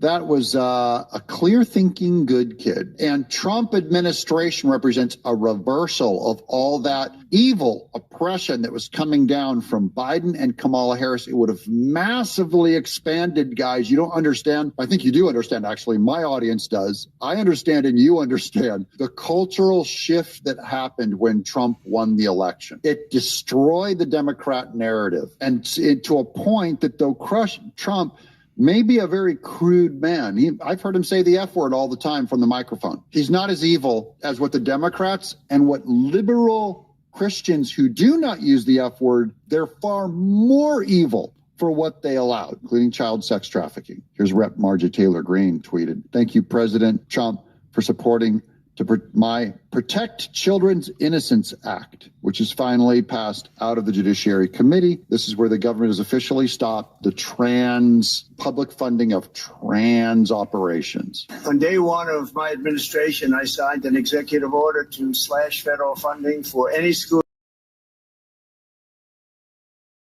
on our youth. Good job. Thank you. You should have leave them back to school. There's another one that went all the way up to the Supreme Court. The Supreme Court is continuing to defend Trump. We also banned the chemical and surgical mutilation of our children. Big cheers. Oh, there's another standing ovation. Look at that. Big. Did any Democrats come to this faith thing, or were they afraid it's like the witch in Wizard of Oz when you throw a bucket of water on her? They're like, prayer. Father went blind, and now it's my turn. I have a confession to make. Physically, I'm doing great, but my eyes can't keep up anymore. Get out of the room. Here's U.S. Supreme Court lifts order blocking sweeping ICE raids across L.A. That's yet another article on the same thing. Here's Trump. You hear about anti-Semitic, but you don't hear about anti-Christian. He's ending anti-Christian bias in the country, as it should have been. Long time ago, guys. We've been living under this since like the late 60s, early 70s, of atheistic, anti-Christian bull caca from our government. And I created the first ever Department of Justice task force to eradicate anti-Christian bias. You put Pam Bondi in charge of it. Yeah, let's go bias again. And for those people that are a little bit naive or not well-read, there is a tremendous anti-Christian bias. We don't hear about it. We don't think of it. Yeah, maybe some of you are kind of slow and dumb if you haven't heard about it yet. It's about time people start talking about it. Did you know Christianity is the #1 most oppressed, discriminated against religion in the world? We have more martyrs every year killing Christians. Second place are Jews. #1, Christians. We have more lies told about us by the media than any other religion in the world, probably because we're true. We have more oppression in America by the Democrat Party, media, and universities than any other religion in the world. I mean, Jews get a lot of anti-Semitism, but you hear a lot about anti-Semitism. You never hear about anti-Christianity. You hear about Islamophobes. You never hear about Christophobes. Homophobes. They're Christophobes. Here's President Trump. When faith gets weaker, our country gets weaker. When faith gets weaker, our country seems to get weaker. When faith gets stronger, as it is right now, we're having a very good period of time. After some rough years, good things happen for our country. It's amazing the way it seems to work that way. Yeah, because faith is the truth. Faith is a truth. Truths are immaterial. When you embrace faith and the truth, lo and behold, things go better because you stop living in a lie. Here's Josh Hawley over on Twitter. He says, because there's only one God, we allow no man or class of men to rule over us. That's the foundation of why we don't allow slavery. We don't allow peer pressure, peers. It's why I have the same amount of rights as Donald Trump, which you do not have in England, with the king. I have the exact same because we're not God. So no man has the authority to step over another man. We rule ourselves together as equals. That is, and always has been, the American way. It's what makes us distinct from other countries. Here's Governor Abbott out of the press office in Texas, we believe in equal rights under the law for all men, women, and children. Any legal system that flouts human rights is banned in the state of Texas. Therefore, Sharia law and Sharia cities are banned in the state of Texas. That's a shot back against Islam. And if you don't push back at Islam, they will take over your country like the UK. Here's JD Vance. I was talking with a friend recently, and we were talking about, one of the big dangers in the world, of course, is nuclear proliferation, though, of course, the Biden administration doesn't care about it. And I was talking about, what is the first truly Islamist country that will get a nuclear weapon? And we were like, maybe it's Iran, maybe Pakistan already kind of counts. And then we sort of finally decided maybe it's actually the UK, since Labour just took over. It's UK will be the first Islamic country to get nuclear weapons. Everyone's predicting the takeover of UK. They're not reproducing. They're only importing Muslims. There you go. I was going to show you this Amy Coney Barrett quote. I'll just read it real quick because she says about the Dobbs decision that ended abortion. The central message of Dobbs did not render abortion illegal. Dobbs did not say anything about whether abortion is immoral. Dobbs said that these are questions that are left to the states, left to you and I. I don't believe it should be left to us. However, I get the principle. Wait, there's more. Here's Secretary Turner. HUD Secretary Turner led the prayer with that meeting with Trump. Not only the HUD Secretary, you were also an associate pastor. And you say, under Donald Trump, faith is back in our government. Why is this important? Well, as you know, we have a president that believes in the power of prayer. Yeah, and we're going to pray, guys. Who's going to pray with President Trump? I'm talking to the atheists and the non-believers out there. I want to see if just in the name of MAGA, will you go, you know what? I'll say a prayer with Trump. Say a prayer for the country. Think about God. Say a prayer. Don't make up a God in your own head. C.S. Lewis used to say, God as you know yourself to be. I don't want to pray to a God that I make up. I want God as he knows himself to be. Look, here's the White House. As we prepare to celebrate 250 years of freedom, President Trump is inviting America's great faith communities to pray for our nation and our people. From the beginning, this has always been a country sustained and strengthened by prayer. This is officially from our White House, guys. America prays.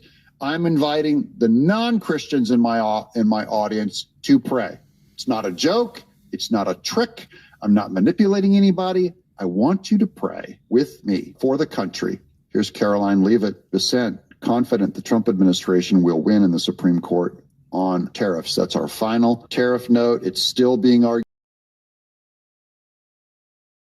Tariffs go through and is protected by the Supreme Court. And I just thank you guys for listening, for letting me make the case. I'm going to try to get on to even more news. Comment below and subscribe and pray. Lord, bring this country to repentance. Lord, strengthen the things that remain. I'm Doug, in exile. Hi there, is Dr. Chad Walding, co-founder of Native Path. We look at collagen differently than other supplement companies. It's so much more than a supplement. Collagen is a staple, and it's been... Also on yesterday's show, we talked about President Trump's post about the COVID vaccine. This is a 180 for President Trump. In the past, he's been very loyal to the COVID vaccine, but now he is asking for more details. He says many people think that the COVID vaccines, are a miracle that saved millions of lives. Others disagree, with CDC being ripped apart over this question. I want the answer, and I want it now. I've been shown information from Pfizer and others that's extraordinary, but they never seem to show those results to the public. Why not? They go off to the next hunt and let everyone rip themselves apart, including Bobby Kennedy Jr. and CDC, trying to figure out the success or failure of the drug company's COVID work. They show me great numbers and results, but they don't seem to be showing them to many others. I want them to show now to CDC and the public and clear up this mess one way or the other. I hope Operation Warp Speed was as brilliant as many say it was. If not, we all want to know about it and why. Thank you for your attention to this very important matter. As I said yesterday on the show, this takes tremendous humility, and it's one of the qualities. He wants to know the truth, even if the truth isn't necessarily the position that he prefers. I admire and respect this so much about President Trump, but here's the thing. This information about the COVID vaccine has been widely available for a long time. The information, the questions about the efficacy and the safety have been out there for the public consumption for years now, since the inception of the COVID-19 vaccine. Now, what's happened, if you are the president of the United States, you have a staff around you. You're in the Oval Office. You can't hear everything. You can't read everything. You can't talk to everyone. So you have a staff around you that serves as a gatekeeper. And a good gatekeeper in that role gives you the information that you need and makes you appointments with the people that you need to speak to and protects you from being overwhelmed by an inundation of information and people.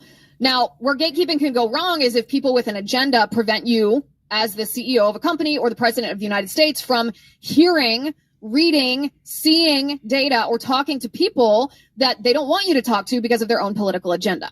If that is the case, if President Trump has been subject to politically driven gatekeeping, then there's one course of action that needs to be taken.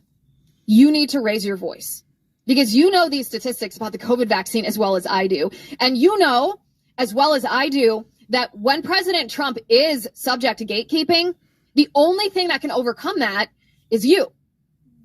Only thing that can get President Trump the information that he needs is when you raise your voice. So raise it now. You and I know the statistics of the COVID vaccine. People who got the COVID vaccine were 23% more likely to die from COVID, according to some studies.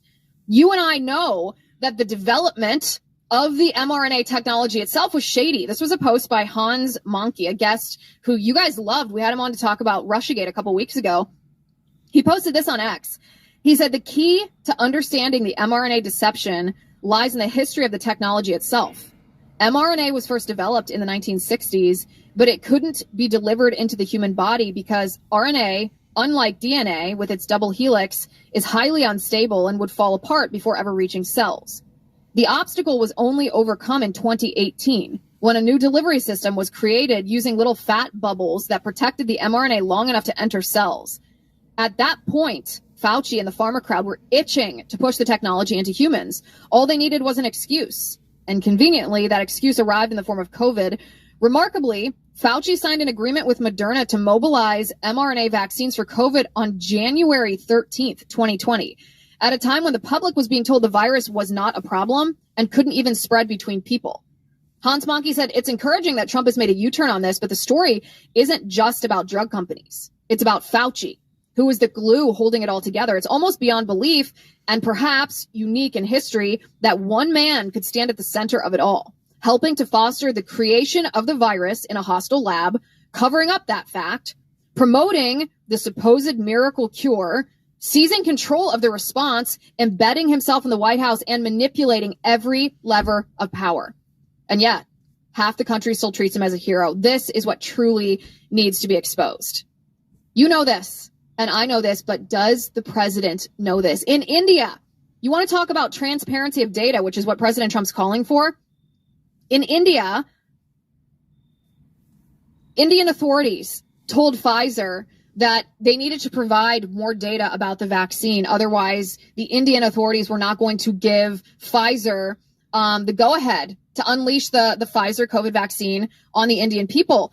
Now, understand that India would be a potential 1.3 billion customers. That's the market in India.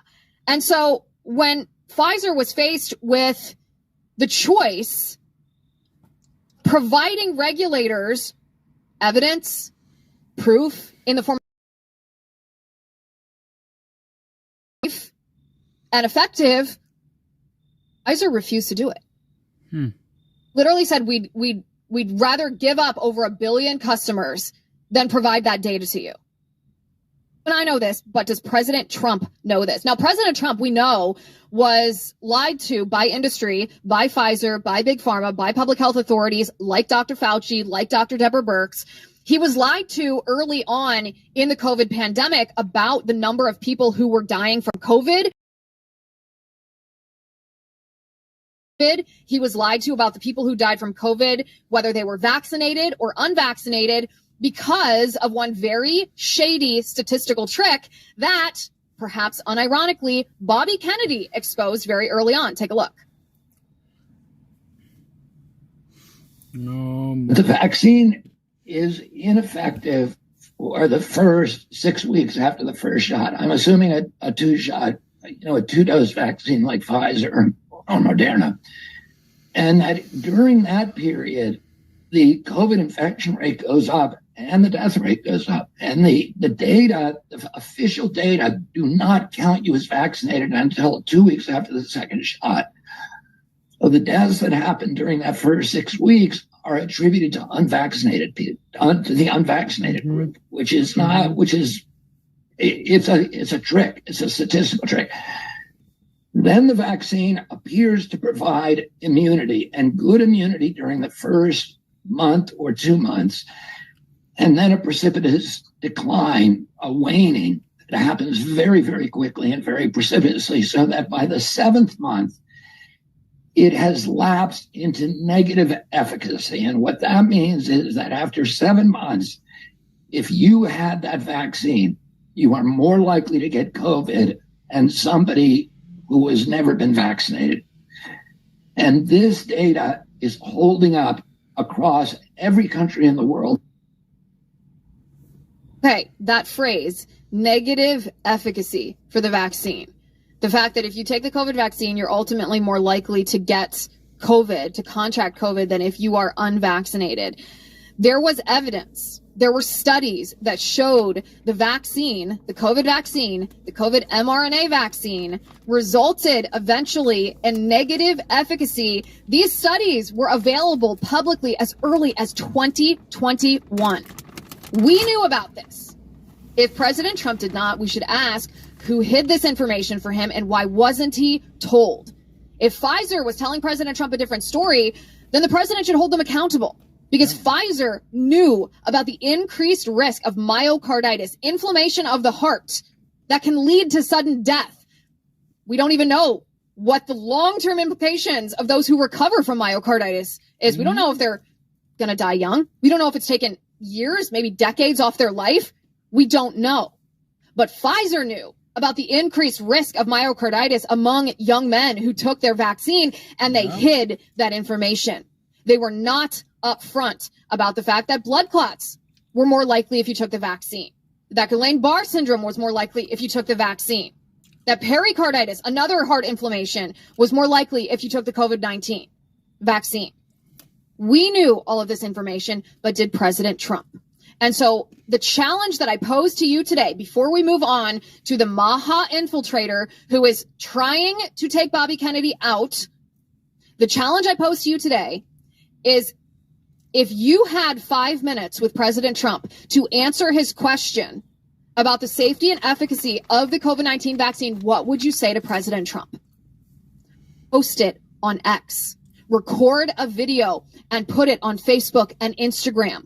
Raise your voice, because you know the way to overcome gatekeeping with President Trump is you. You are the way to overcome gatekeeping. So raise your voice like never before. And remember, never going to convince a certain segment of people. Believe the truth.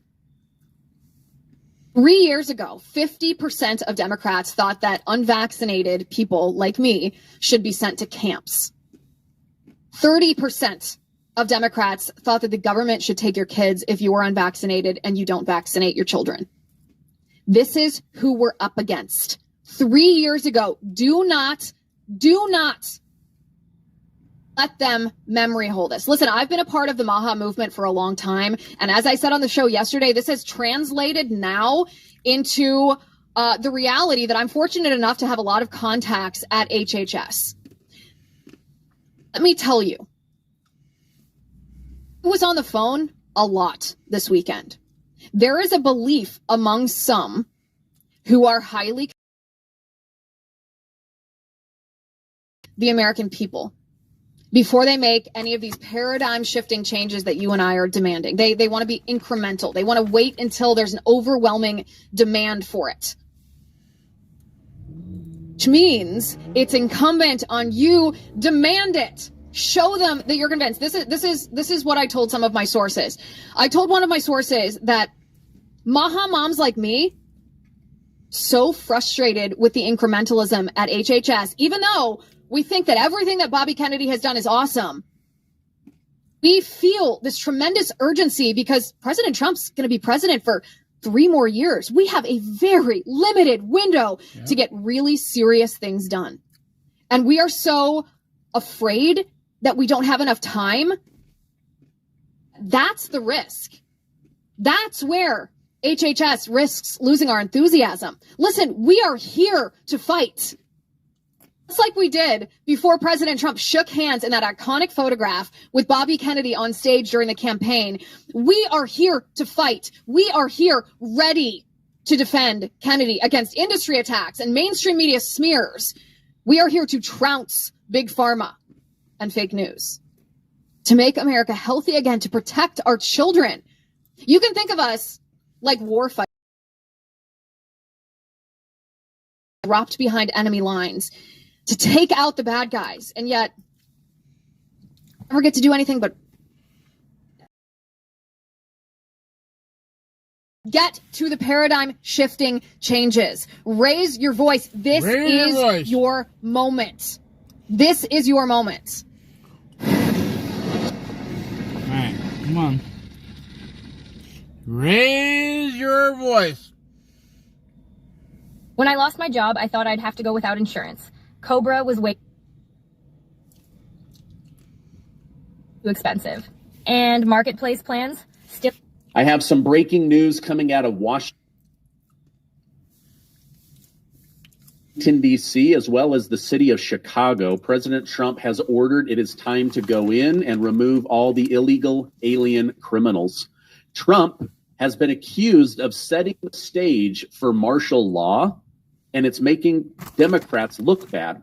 He's also been accused of highlighting crime and criminals in order to make himself look strong and good to the American people before the 2026 election. To help me go through this and other big stories, I have special guest Drew Allen. Drew, thank you so much for joining me. Great to be here. Thank you. So lots of big stories that I want to go through with you. Just some background. Drew is an author, publisher, and a podcaster, The Drew Allen Show, and I'll make sure to put a link to that down.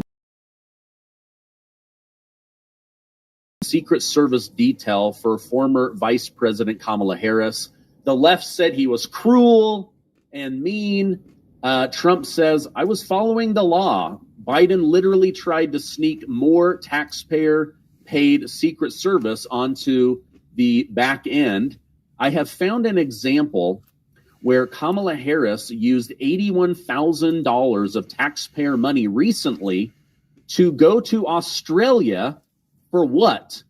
For a speaking engagement that netted her $500,000. So the American people had to put up $81,000 of hard-earned tax money so that she would be safe as a nobody vice president in Australia and go earn $500,000 for a 1-hour speech. What an abuse of taxpayer money. Well, all these people are such grifters. I mean, that's the exact thing that the American people have a problem with. The most egregious example was brought up by Peter Schweitzer years ago, right? That Clinton cash book where, he was talking about the $500,000 speaking fees that Bill Clinton, starting in the early 2000s when they started their corrupt foundation, was getting. And obviously it coincided with favors and things like that. The only difference here is Kamala Harris has no future in politics whatsoever. I mean, she's done. California is rejecting her. And, here in California where I live, you can get a shoebox elected. I mean, whatever it is, pick your inanimate shoebox. That's right. It has to be specific, right? Yeah. So, you can, and even in California, they're saying, no, we do not want. These people are using their positions to enrich themselves. I mean, this is the opposite of the founding fathers and the intent, which was, you go to Washington, D.C., like Trump is doing, frankly, and you sacrifice. You're not going into it to get rich. You go in already wealthy, perhaps. But obviously, Democrats most famously have flipped that on its head, and they go into politics politics professionally. And look, you can look at Republicans in Congress too. I'm not like a special pleader for anybody. I hate it. I think it's disgusting the way these people make so much money, whether it's on stock trades or speaking fees. I mean, what does Kamala Harris have to say that's worth $500,000? What is she leaving an audience? She can't even get through a complete sentence. Think how many salads they could have bought with $500,000. Instead, they bought a word salad. That literally, I'm sure that speech just made absolutely no sense. Another big story, President Trump has decided it is time to move in. They did this midnight operation. They're going into Chicago. Listen. They're going to be arresting people. Now he is being accused of using crime and cleaning up crime to make himself look good before the election. Of course he is. Like, who would be against cleaning up crime and arresting criminals? He's side of this story on behalf of criminals. It makes no sense politically. Well, it's really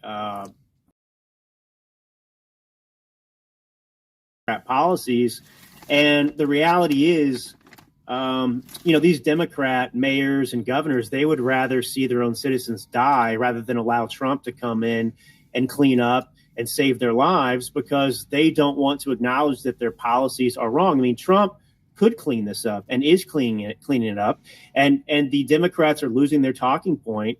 Gaslighting and blaming it on somebody else. There's nobody to blame but Democrat Party policies. And I know you've got 100 examples, we can go through, but it's, some sort of breaking news, which is bad news for the Democrats who have Trump derangement syndrome, is that the Supreme Court just greenlit Donald Trump using federal, National Guard and ICE and so on and so forth to continue these roving raids, they call them at CNN, in Los Angeles. So, I've said from the get-go that there are countless statutes within the U.S. Constitution, statutes, if you want to call it that, Fourth Amendment, all these different things. But there's many of them that back up what Donald Trump is doing. It's actually everything's been flipped on its head with the left. Up is down and down is up and so on and so forth. But the reality is, of course, that the president has the authority when, allowing policies that go against the Constitution and the rule of law. Of course, the federal government has the ability to come in, or even worse, aid and abet the enemy. I mean, in Chicago, I saw one of the officials go up and give a speech in English telling illegals, how they could evade, law enforcement. That person should be handcuffed and put in prison for what they're doing. Now, the funny thing about that speech was that I don't know who she was actually getting to, because she didn't give it in Spanish. She gave it in English, which means none of her constituents understood what she was saying. Watch what salt does to your body. This 7-second artery flush could save your life. Even top doctors are baffled. In English, which means none of her constituents understood what she was saying. Yeah. Let me go into a crime story that is trending over on X. This is just an absolute tragedy. So a Ukrainian refugee comes to the United States seeking safety, and she gets on a train after her work shift. It looked like she worked maybe for a pizzeria or something like that. And a person who has been arrested and put back on the street 14 times, out of nowhere, completely unprovoked, pulls out a pocket knife and jams it into her neck. I'm not going to show the video. It's brutal. It's bloody. What the heck is going on here? But the mainstream media is not covering this story. Is pretending like the fact that this gentleman was released 14 times by 14 different judges now has killed somebody in cold blood. What are your thoughts on this story? And again, they're saying Trump is using crime to make himself look better. Nobody wants to find out that their daughter has had a pocket knife jammed into her jugular vein. Your thoughts on this? it's hard for me to even address this stuff anymore because it's not really appropriate for TV or anything else. I'm genuinely sad. I'm genuinely heartbroken, and I'm genuinely outraged. I'm angry because, these are real world examples of things that are happening. These are tragedies, and there's a common thread in these things happening, just like the shooting of the children at the mass and so on and so forth. And the media, in order to protect the Democrat Party and their narrative, does not cover the most significant events that are taking place. They'll spend 24 hours talking about Trump allegedly being booed at the U.S. Open, but they won't touch a story like this, and because it doesn't check the boxes. And the thing is, the stories that would reinforce the left's narrative don't actually ever happen anyway, because the left's narrative is so completely. The only time they come out with the stories, they have to manufacture it, hands up, don't shoot, whatever else, and they get that lie out there. I'm talking about Michael Brown in the past, but anyway, I don't want to get in the weeds. But in this particular case, here we have another person who was homeless. What is Trump trying to do? He's trying to clean up the homeless issue, and he's addressing specifically the mental aspect of it. Obviously, these people have a mental illness, but this person, why is he on the streets? This person has no business being on the streets.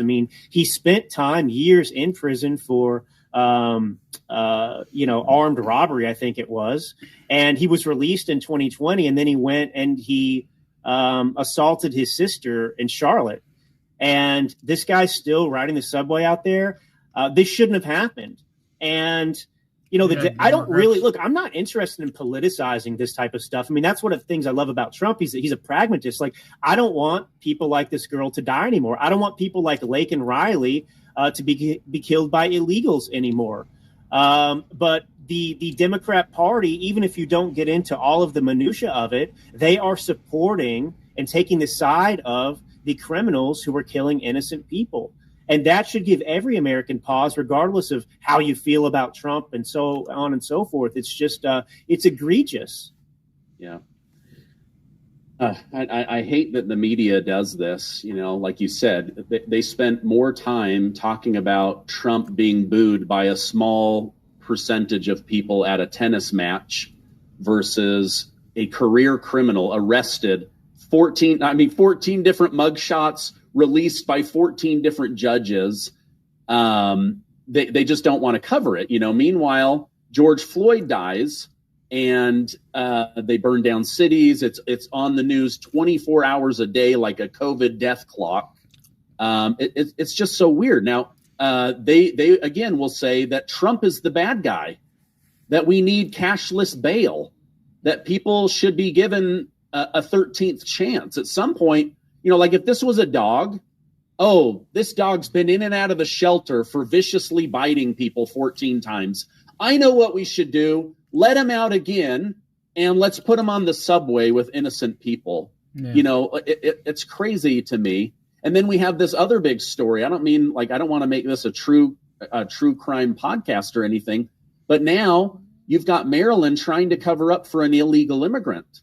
This is a guy who finds a 19-year-old girl, sexually assaults her at his apartment. The roommate said, I overheard relations that did not sound consensual.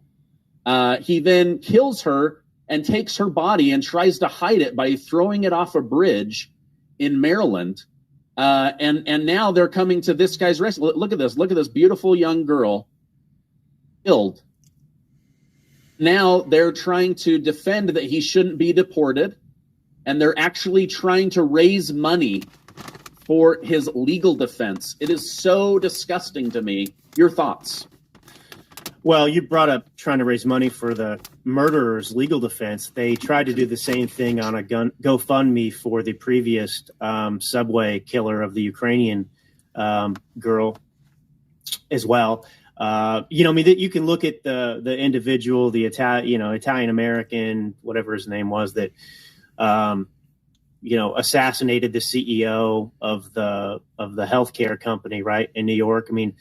this guy was a hero. They wanted to put him on GQ and everything else. I mean, it's really, there's a mental illness that is afflicting a lot of people in this country that would support this type of thing and prop up these sorts of criminals. But, the problem for the left is, all of these stories are very inconvenient to the narrative they're trying to protect right now, which is, all illegals are amazing. You know what this reminds me of? Maybe this will resonate with people. Barack Obama, when it came to the proliferation of jihadist acts of terrorism in the United States of America, I mean, it was happening on a large scale while he was president. Many, many examples of this, right? Islamist terrorists killing people in the U.S. And, his golden rule was always to, pretend that there was no connection between, Islam and, the jihadist terrorists carrying out these acts of murder in the name of Islam. And the argument isn't that, all Muslims are, evil murderers. That's not it. But they don't have to be for there to be an obvious correlation and problem that needs to be addressed. I brought up this analogy about, pit bulls. My father-in-law has a pit bull, wonderful, lovely pit bull. But that doesn't change the fact that pit bulls are, for whatever reason, breeding, temperament, et cetera, responsible for a disproportionate amount of violence in terms of dogs, right? I mean, 60% or something of maulings and killings or whatever are by pit bulls.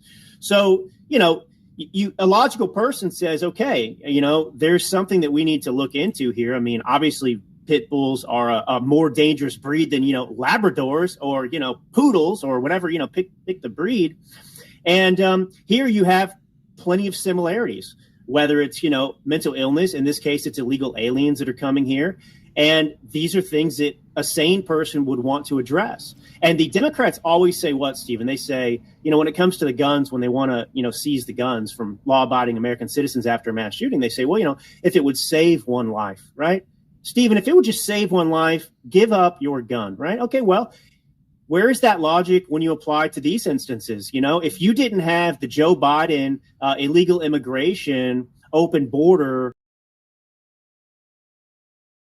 would have been saved without these illegals being here. I mean, is the argument not the same? If it saves one life, well, guess what? Many of these people would still be here. Plastics are now being found in our water, food, bloodstream, even our brains. These tiny plastic particles, often invisible to the naked eye. And people watching and the rest of the country.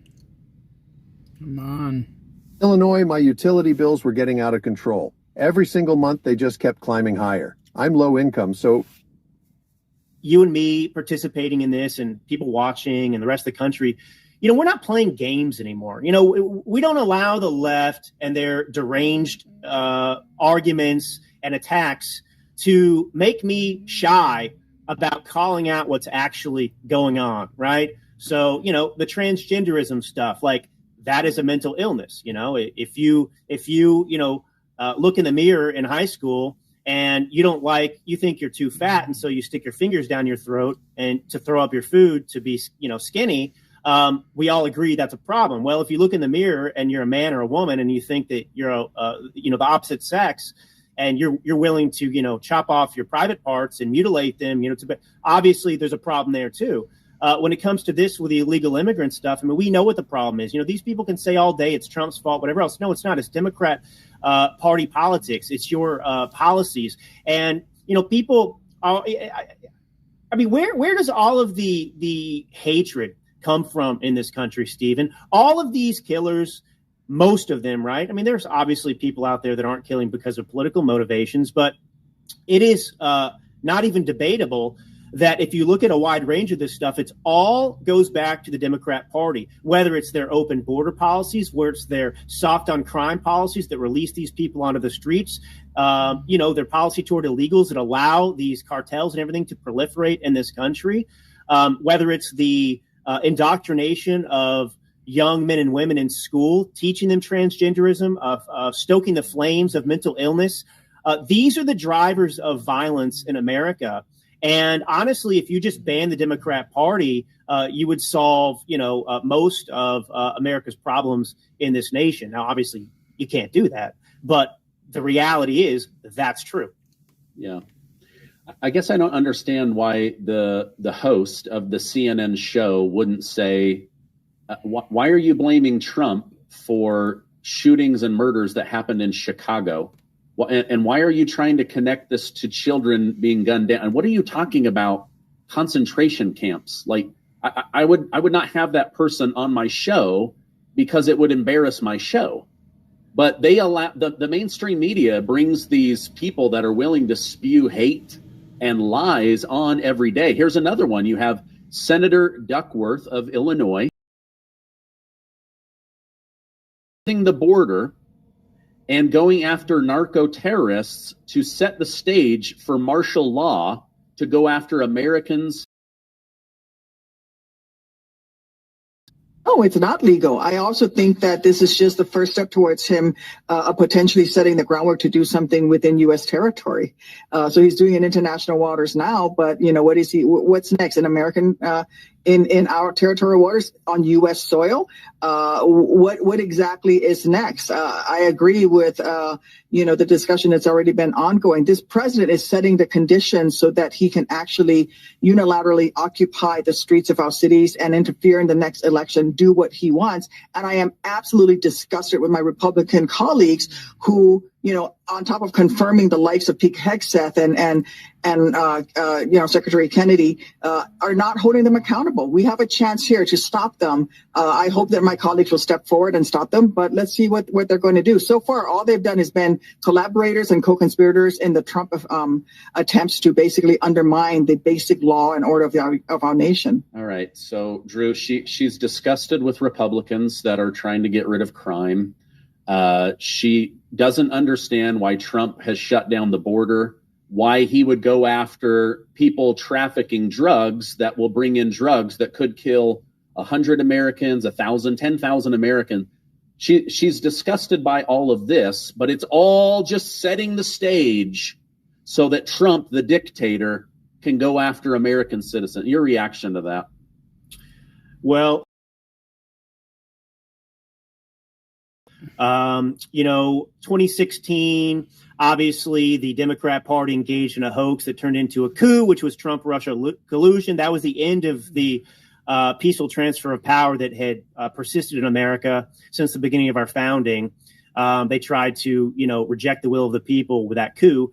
Obama signed off on it, of course. And then you get to 2020 and you have the FBI and others, colluding with the media as well, and former intel officials to suppress the Hunter Biden laptop story. That's election interference. The second time, the Russia hoax was also election interference. So now we're looking at 2 consecutive elections in which the Democrats have interfered in elections. And then, of course, we have the mail-in ballots, which was a complete joke. And we know exactly what that was about. And then we go forward to the next election, the 3rd consecutive election, where the Democrats, they really take the gloves off and put on their brass knuckles, and they engage in unprecedented lawfare to try and put President Trump in prison to prevent him from running at all because they can't win fair and square. And meanwhile, we had to suffer 4 years under Joe Biden, the auto-pin administration, which was a brain dead person that wasn't even running the country. And that person allowed 10 million plus illegals to pour across our border. He decimated this country in more ways than anyone can imagine or maintain. And she has the audacity, after all these people have died, Lake and Riley, I could go through a list of people because of Democrat Party policies. She has was a dictator and how he wants to close the border and he's setting the stage to interfere in an election. Go screw yourself, duckface. Yeah. Everyone, Dr. Katie Efforts here, talking today about a scenario that I hear all too often, actually daily at this point, which is it's crazy to me that they're running on a platform of closing the border is bad, locking up criminals is bad, getting rid of illegal aliens is bad. Getting the American worker back to work is bad. Getting over 12 million people monthly depositing fraudulent Social Security checks. Almost 2 million illegals on Social Security. Almost 4 million $2 million in the Medicaid program. On and on and on. They defend wasting our money in order to prop up what? Their future voters? I mean, is that what this really all comes down to? Is they're like, our ideas are so terrible that we just have to get new voters. That's exactly what it is. The Democrat strategy up until, the last decade or so, and certainly in the last few years, and right now as we speak, they made a calculated decision in the FDR era, right, 30s and 40s, to hitch their wagon to blacks, right? So the Democrat Party, I promise I'm going somewhere great with this. So, the Democrat Party, of course, prior to FDR, they did not get a majority of the black vote. And then they decided that this is actually what happened. You can read about it. They talked about this.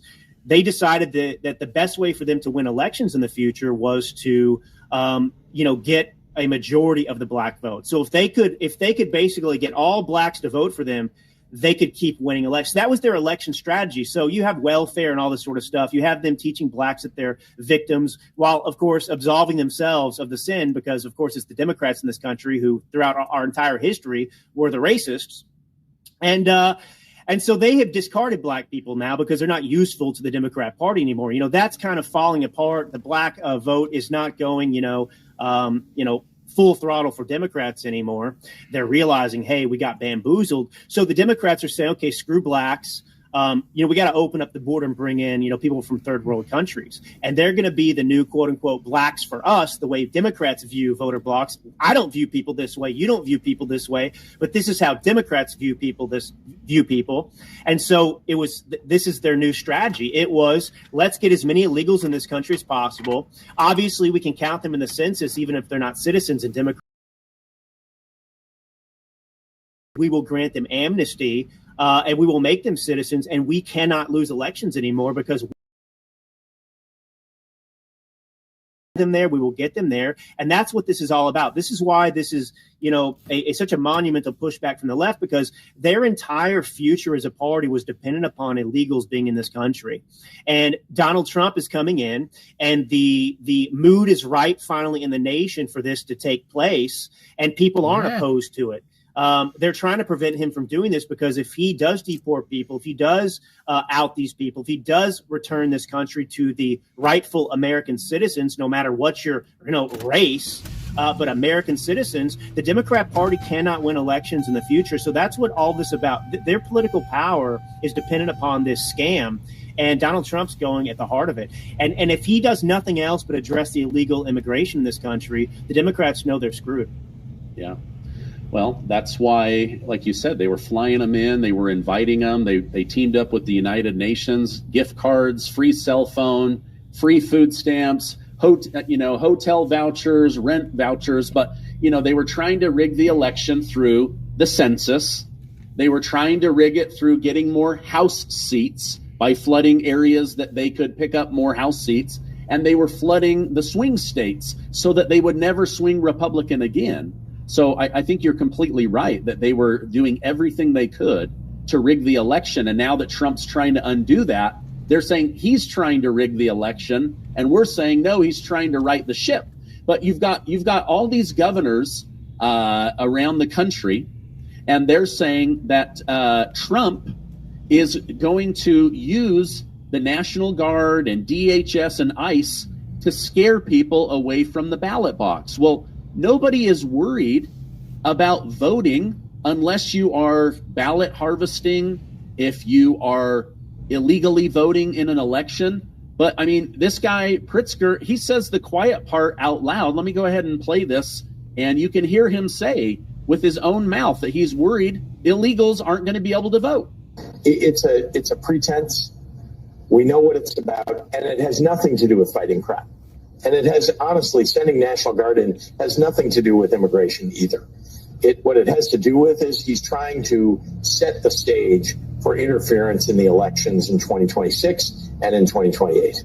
I know you've made that point before, and that made my ears perk up, and it should be alarming to anyone. What does that look like? Because it sounds like you're saying there's going to be military in the streets that are going to prevent people from participating in the elections. Is that it, or it's something else? It could be that. It also could be claiming that there's something wrong with the election results or the counting of ballots, so they're going to take control of the ballot. Bowels. If you have to wipe more than 4 times after you poop, here's why. The counting of ballots, so they're going to take control of the ballot box. From the party that said you couldn't rig the 2020 election, now they're saying Trump didn't have his election stolen, but he is the master election stealer. They're going to do this with people in the streets and scaring illegals and removing them from voting areas. You had a Democrat up in New York that said, if you remove the illegals from my district, I can't win. She said it right on camera. Your thoughts on Governor Pritzker here? I mean, anybody who believes this, and there's some people watching for sure, and I am talking to you, I mean, you have to be brain dead to buy this type of stuff. Like, you don't have 2 brain cells to rub together if you don't understand this. It's so outrageous. It's gaslighting, of course. You made obvious, brilliant points about, 2020, you couldn't rig it, whatever else, and now they're accusing Trump of, he's going to rig the election. But what they're saying also, it's so dangerous because they're the ones who are setting the stage for, unrest and stuff in the future. They're teeing it up to question the election results and so on and so forth. And they're saying it very clearly, if Donald Trump prevents illegals or prevents, people from casting a ballot that shouldn't be casting a ballot, that's interference. Yeah, we're supposed to safeguard our elections. We're not going to allow that crap in this country. And these cities, they've been caught with their pants down. Chicago and Illinois.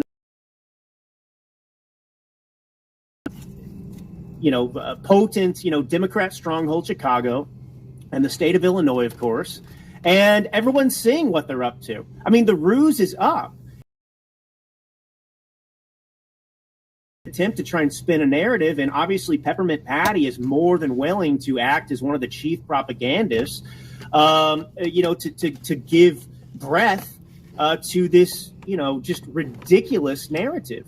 And Donald Trump is not the problem. It's these Democrat cities and governors who are the problem. They're the ones that are engaged in quote unquote insurrection and everything else, harboring, being sanctuary. You can't be a sanctuary state in the United States of America. Federal law passed by Congress prohibits illegals to be here. So the fact that you're harboring illegals gives an absolute precedent for the federal government to go in. And there's obviously historically there's examples of this with Little Rock, Arkansas, and different things that have taken place. But, this is unprecedented what the Democrats are doing. And of course, there's going to be some unprecedented action to some extent because they're forcing it. Wow. Okay, final topic I wanted to cover with you. I think one of Trump's best cabinet picks has been RFK Jr. I love what he's doing to clean up the food, the dyes, give us more information. He was just on congressional, up on the Hill with Congress in a congressional testimony. And oh my gosh, were they mean to this guy? Like he's like literally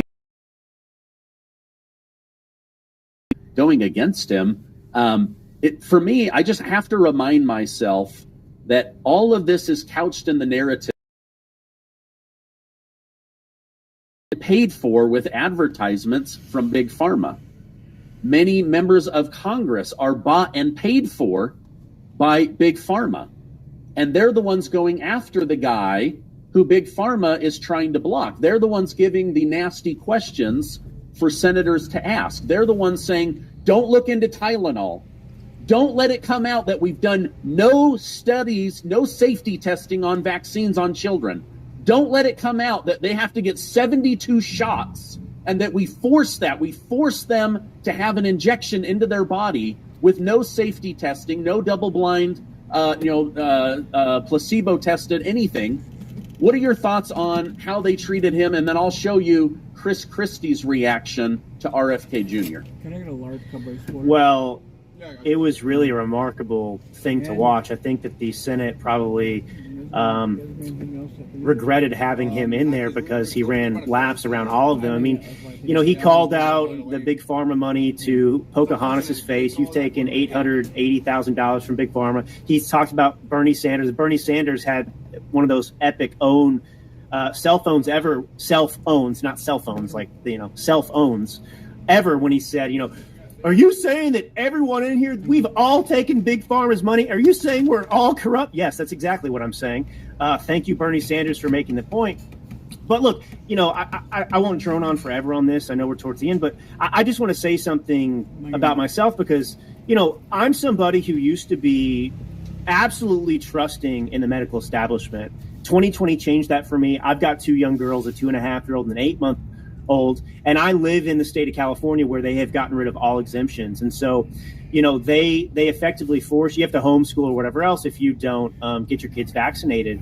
And, it's very simple for me, Stephen.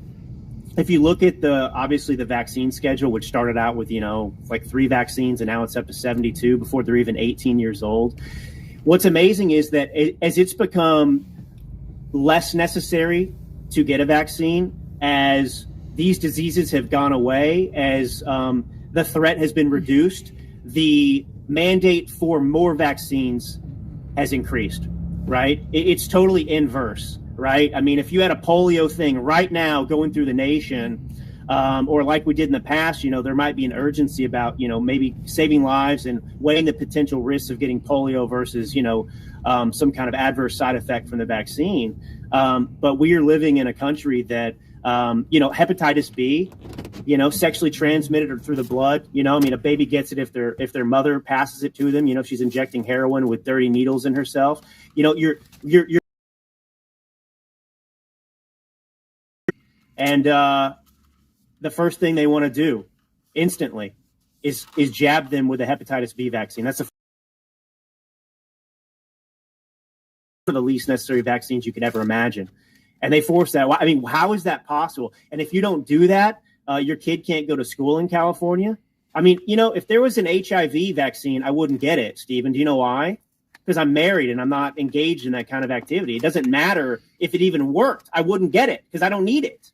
And these people, I mean, it's so obviously corrupt and crooked. And I could tell a million stories some other time about what's happened with my experience with pediatricians in California that has also opened my eyes. But I think RFK Jr. probably opened more people's eyes in that Senate hearing. I would love to know how many new vaccine skeptics, he created just by telling the truth. I mean, one of the stories that came out that I'm going to be doing a deeper dive on is that 20 years ago, they knew that there was some kind of connection to the MMR shot, and they buried the information. And that the information literally showed that these shots before 36 months old increased the chance of having mental deficiency, autism-like behavior, and that it was 260% higher in black boys. So the party that's for blacks is literally force mandating a shot on something that gives a 260% increase in a disease or a mental change that could affect you the rest of your life. So Black Lives Matter doesn't matter to them. All that matters to them is, does Big Pharma cut the check? From Chris Christie. He's an example of great help. So let's listen to what he had to say. I mean, let's face it. You looked at that appearance before Congress, and it just confirms what all of us around this table have known for decades. Robert F. Kennedy Jr. is a foolish man, full of foolish and vapid ideas.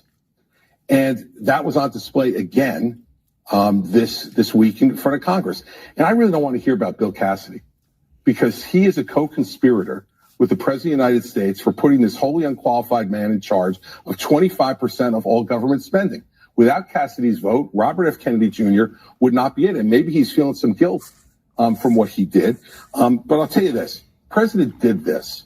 He knows. The President's smart enough to know RFK Jr. doesn't belong in that job. But after he won, he wanted to show everybody, I can do whatever I want to do because this Senate will be compliant no matter what I do. And I'll put the greatest vaccine and public health denier of the last 20 years in charge of public health in America. It's a human middle finger, George, to everybody who opposed them. Did seem caught up. Were you abused by a member of the Catholic Church in Illinois when you were young? A global settlement may be coming in 2025. And Illinois... Right. They just go on to bash RFK Jr. Caught off guard, didn't have answers, couldn't articulate. Well, Krispy Kreme there, this is the same crowd that, refuses to define a man and a woman. This is the same crowd that was a man that dressed in a skirt and said that it was gender affirming care to give, your 8-year-old, hormone therapy that would screw them up for life and create irreversible damage. So, the vaccine argument aside, you're not really well positioned to lecture me or any other American citizen about health, vaccines, etc. If you are of the position that transgenderism is a positive thing that should be pushed on young children, if you think that an 8-year-old it's appropriate for some child without their parents' consent to go and have irreversible therapy and chop off their pee-pee, then you can shut your mouth and stick another donut in there. Yeah. Just a reminder to my viewers as we finish up. This is the former HHS secretary. This is a man who believes he's a woman. He pushed transgenderism down our throat, infiltrated the medical community for 4 years. And we're the crazy ones that just want to know, are we going to be safe if we take a drug? If we inject something that bypasses the sinuses and the mouth and the stomach acid and all the digestion, if it can get past that by injecting it directly into our body, shouldn't we know the truth on that? I mean, the fact that it's coming out, how little safety testing has been done is very, very concerning. You are, my friend. I appreciate you taking time. If people want to catch your show, where can I point them? It's on Rumble, the Drew Allen Show at Daily Clout, I believe it is specifically, but they can also subscribe also at drewallen.substack.com, and I can keep people updated there. I appreciate you so much. Absolutely. I'll put those direct links. Thank you so much for coming on. I hope you have a great rest of your day. Welcome to Explain America. This is your host, Kyle Becker. Well, there's been a massive development in politics, and it's really shocking the Northeastern liberals because, well, get a load of this. One of their own just flipped from the Democrat to the Republican Party, and he left a jaw-dropping statement, and you're definitely going to want to hear this because it's absolutely just an indictment on the Democratic Party, and this guy really lays out why you can no longer vote for them or trust them. But before we get into this story, please like, share, and comment at Explain America. Join us. We appreciate your support for common sense journalism. Now, one of the states has been moving slowly more to the red side of the ledger, just a little bit at a time, has been New Jersey. And New Jersey is one of those states where, as a political observer, you think, well, it's deep blue. It can never flip red. But we're starting to get the signs that maybe New Jersey, in terms of like the voter registrations and the party affiliation, everything's starting to move more in the Republican direction. And you might see a few shocking developments out of the state of New Jersey. Well, one of the counties that you got to keep an eye on is Bergen County. And there's a city there. Its name is Garfield. No, we're not talking about the cartoon character, although it was one of my favorite comic strips growing up, love lasagna. No, it's Garfield, New Jersey. And one of the elected officials who's been there for a long time, elected as a Democrat, worked in the Democratic Party for some time. He was a retired Garfield police officer who served 29 years on the force. And one of the things that he did, he came out and said he's flipping from the Democratic Party to the Republican Party. And also, importantly, he's throwing support behind Republican Jack Ciattarelli for governor. And that is a major political shift in one of Bergen County's largest municipalities. Well, the man who made this announcement, his name is Everett E. Garnto Jr., and he also headed the Police Benevolent Association for 12 years. He is well liked, obviously, and connected in his community, and he's going to have an influential voice in the direction of the votes there for governor. So wouldn't New Jersey be much better as a Republican-led state in terms of its governorship? I mean, can you imagine what a big shift that would be in terms of, just perception of the Northeast? New Jersey is one of those states that, because it would definitely make the deep blue states like New York, Massachusetts, Connecticut feel much more hemmed in. What do you think, Much more Jericho? out on an island. What Got do you those think? union people out there, those hard blue collar working class types who are much more common sense like us, and they like their bottom line. They like the economics of the Trump administration. So Garnto also addressed this directly in his statement about why he was leaving the Democratic Party. He said, the state is broken, and he also cited economic pressures and rising costs of living as a key reason for abandoning his longtime party affiliation. He pointed to what he described as sky-high taxes, soaring electric bills, and less safe communities as the consequences of Governor Phil Murphy's policies over the last 7.5 years. And here's what he said at the end of it: New Jerseyans deserve better. And then he added that Chiarelli represented the right leader at the right time. So New Jersey, you have a chance to do something really funny and also very beneficial to the people of your state. And that is to throw off the shackles of these Democrat leaders and get a Republican in there just for change's sake. Because if you look outside of New Jersey, the redder the state, the better it's doing. The redder, the better. There you go. Sum it up. Put it on a bumper sticker. The redder, the better the state. And New Jersey, you got to dump these loser Democrats. Look at what's going to happen in New York. I mean, if New York City goes for Mamdani, you're going to have a mass exodus. You're going to have more people in your state. So, you can make yourself just the most attractive economic target of leaders, business leaders, just fleeing New York. So do it. Do the right thing. Get your taxes in line. You could see the benefits of a major economic boom, lots of jobs. Help those small businesses in New Jersey. I mean, they have great delis, across New Jersey, wonderful families there. And, do the right thing. You could wind up being a rival to New York. Think about that. That could be a real game changer for you. So anyways, weigh in with your comments. We appreciate hearing from you at Explain America.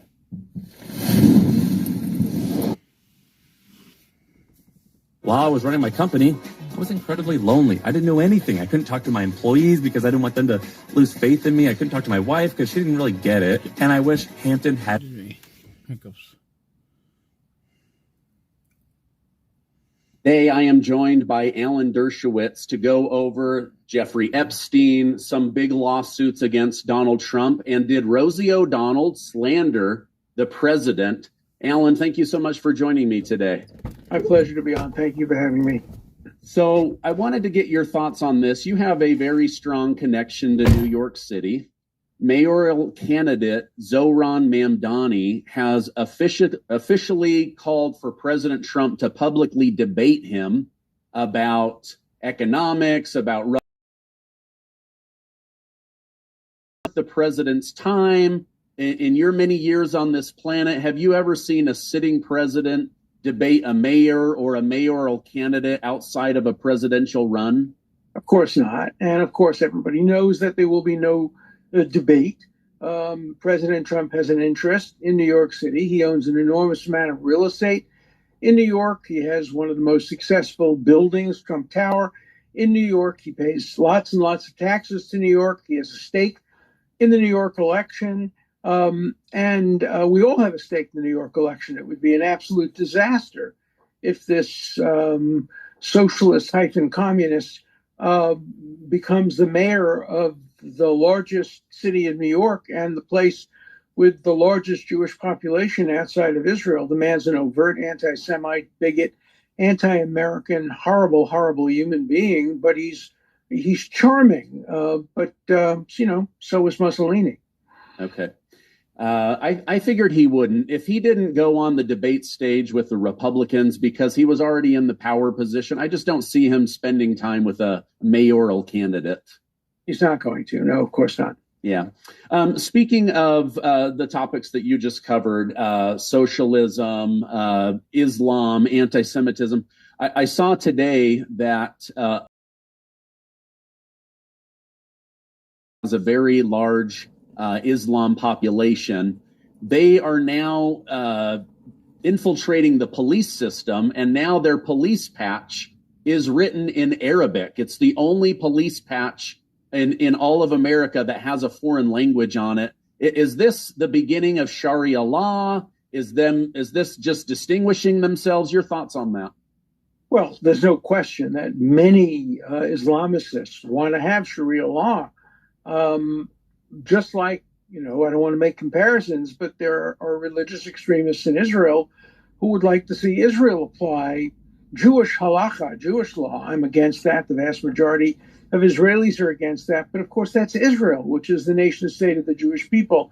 It's not the United States, which is not the nation state of Islam. There are, 20 Islamic countries that don't allow Christians to pray in public, or don't allow Christianity to thrive, or don't allow Jews to live in their country. Even Jordan, our great ally, you can get the death penalty or a serious prison term for selling property to a person of Jewish background. So, we have this incredible double standard where we accept Islamic exclusion and demand all other countries be inclusive of Islam. Of course, we should be inclusive of every faith and every religion, but we should also be insistent that they be inclusive of our faiths or non-faiths. Okay. We're 1 week into Congress being back. Congress allowed new victims and past victims of Jeffrey Epstein to come forward. All of them said there's no connection between the day-to-day or the sexual stunts of Jeffrey Epstein and Donald Trump. However, they're saying if Congress doesn't act, we're going to put our own list of people together and we're going to start naming names. Why is this good or bad? Let them name names, but let them also name the names of false accusers. Among the people who have made accusations are many who never heard of Jeffrey Epstein, never met Jeffrey Epstein, never saw Jeffrey Epstein, never massaged Jeffrey Epstein. They just got online to collect the $50,000 that were given now to anybody who said they had a connection. So one of the reasons I'm completely in favor of total and complete disclosure is that a lot of the phony accusers would be exposed. I'll give you a few examples. There's a woman named Sarah Ransom who was an accuser, and she accused Hillary Clinton, Bill Clinton. She accused Donald Trump. She accused James Branson of having underage sex and said there were videos of it. And of course, ultimately it was proved that she just made up the whole story, made up everything. And she had to admit that she made it up.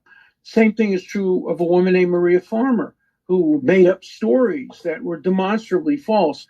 She also claimed that pedophiles are all Jews, the Holocaust never occurred. So I'm in favor of disclosing everything, but I'm not in favor of withholding victims, to be sure. Many of them are not victims. Many of them are 23-year-olds who went back to Jeffrey Epstein's home in order to collect the $200. Some of them brought other women to collect $200. This is a mixed bag of real victims who ought to be looked at very sympathetically. But these congressional phonies who are making such a big deal of this are doing it in a one-sided way. Let's put everything out there, but let's not withhold information that could show that some of the accusers were making up stories. The Bible has an interesting rule. It says if you falsely accuse somebody of a crime, you get the punishment the person would have gotten had he been truthfully accused. And I think that should be true today. False accusers are so dangerous to America. And there are so many false accusers out there, in addition to real accusers. So the role of Congress is to separate the two, not to just give a pass to all the false accusers. And that's what they're doing right now, because what they want to do is release the names of the people who've been accused. And I welcome that. Let all the names be out there, but then let them also release all the negative information about the false accusers. Okay. In that same vein, Thomas Massey and Congresswoman Marjorie Taylor Greene They said, don't say the names out loud. You'll get sued into oblivion, but we'll announce those names on the floor of Congress where speech is protected. Was on there falsely, and now that person could have their business, their reputation completely destroyed, the inability to defend themselves. Would their speech actually be protected? And should they just start naming names without vetting the information? It's a close question. There is protection for the Congress people who make statements on the floor of Congress, but it's not clear that false witnesses are completely protected. And if, for example, anybody were to accuse me, I've been completely cleared. But if anybody were to falsely accuse me, I would demand that they repeat their accusation in front of Congress, on the steps of Congress, so that they can be sued. You shouldn't be allowed to use congressional immunity to protect liars, perjurers, false accusers. We live at a time where there are many false accusations among the many true accusations. And by the way, the victims of the false accusers are not only the people who have been accused, people like me who was falsely accused and ultimately completely cleared, but also the truthful accusers. Because once you hear that there are false accusers, then everybody's credibility is questioned. So if I were a real victim of Epstein, the people I would be maddest at would be the false accusers, the people who have got online to collect the $50,000, who never met Jeffrey Epstein, never heard of him. Said, hey, I'll get you $50,000, give me 1/3. And they filed $15,000, and everybody went home happy on the basis of a false accusation. So we have to be very, very careful about not protecting false accusers. That goes back to the 10 Commandments. Thou shalt not bear false witness. That's one of the big 10.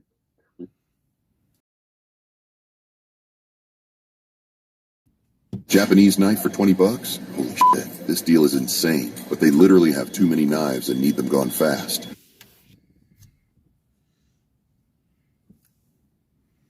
Okay. I want to get your thought on this. One person standing in the way of us all figuring out why his name appears multiple times in the Epstein files. We still don't know why his name appears multiple times in the Epstein files. We do know why, Is Jim. Donald Trump. We all know why. Yeah. You have to know why. Why else do you think he paid $1 billion to Jeffrey Epstein over the time of their friendship? $1 billion. He wrote in his birthday book, "Here's to all the secrets." Wonderful secrets. Come Yeah. on. If this was an Angela Lansbury murder she wrote, people would be, it's too obvious. We figured it out. So obvious that he is guilty as sin. And America, you know, before he brings more troops into Chicago and harasses brown-skinned people, before he breaks more of the Constitution apart, before he starts having people get killed, we have to do something, America. Yeah. And it's I time agree. for every person with a platform to speak out about it. Every single person, now or never. Break glass in time of emergency. It's time to break the glass. And you saw, Rosie, what he did the other day when those brave women were up on Capitol Hill, the survivors, their families, they were all speaking out. And at the same time, Donald Trump is saying it's a Democratic hoax. How dare he, Jim? Yeah.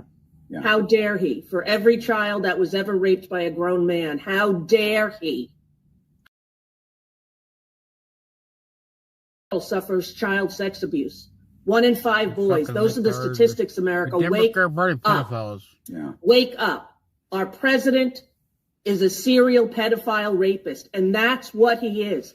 And in America, you're allowed to have an opinion. You're allowed to say what you think. That's what our country was founded on.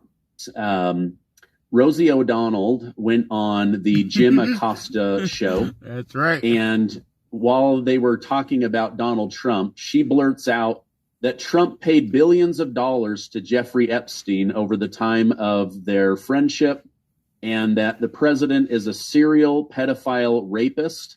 And this is why he is covering up for Jeffrey Epstein, who is dead and not able to defend himself. I'm just wondering, there's been no evidence connecting this. Even the new energy in Congress right now, it's not around the president anymore. Is this slander for her to go on and say such horrible things? Of course it is. And I would take the president's case pro bono and sue her for every penny she's worth. It would be an open and shut case. She would have to prove, or the president would have to prove malice. But obviously there's malice. She knows there's no truth to that. She knows there's no truth to the fact that millions and millions of dollars have been paid and that Donald Trump's a pedophile. There's no truth to that at all. And O'Donnell should have to pay the cost of that and to pay the price of that. And I would be thrilled to take on that case, and it would not be a violation of the First Amendment, because the First Amendment doesn't give you the right to maliciously defame, knowing that you're making false statements about the president of the United States or anyone else. Okay. You've got a podcast. I've got a podcast. Just from a legal standpoint, this Jim Acosta, he allows her to go on for almost 2 minutes saying these things. Does he have any liability, or would it just fall on her because he didn't really stop her from saying those things? He has liability to some purveyors, but not somebody who has a talk show who interrupts other people. By putting her on, the evidence would have to show that there came a time when he knew what she was saying. I don't think if she blurts something out quickly, necessarily he begins to become responsible and at least say, what's your evidence? What's your proof? Why are you making these what appear to be false accusations? So look, I was a law clerk when New York Times versus Sullivan was decided. I helped draft one of the concurring opinions in that case.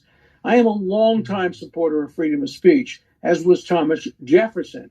But Jefferson believed that people should be held accountable for the kind of malicious, horrible, false statements that the despicable people like Rosie O'Donnell are making against the president of the United States.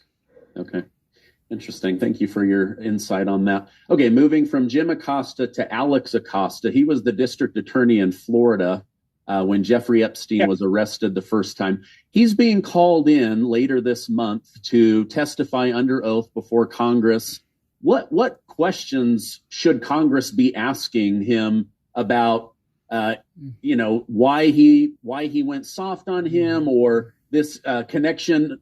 I guess there's on the internet, he said he was an intelligence asset. I was told to back off. What questions would you ask if you were a member of Congress? Well, first, is it true that you have ever said that Jeffrey Epstein was an intelligence asset? Let me be very clear. I was Jeffrey Epstein's lawyer. He was not an intelligence asset.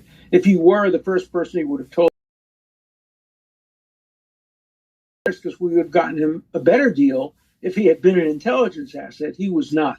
By the way, Jeffrey Epstein fired me when I got him the sweetheart deal. He thought it was a terrible deal. He had to serve time. He had to register as a sex offender. He thought he could get a much, much better deal. He refused to pay me my legal fee. I had to threaten to sue him, and we finally settled.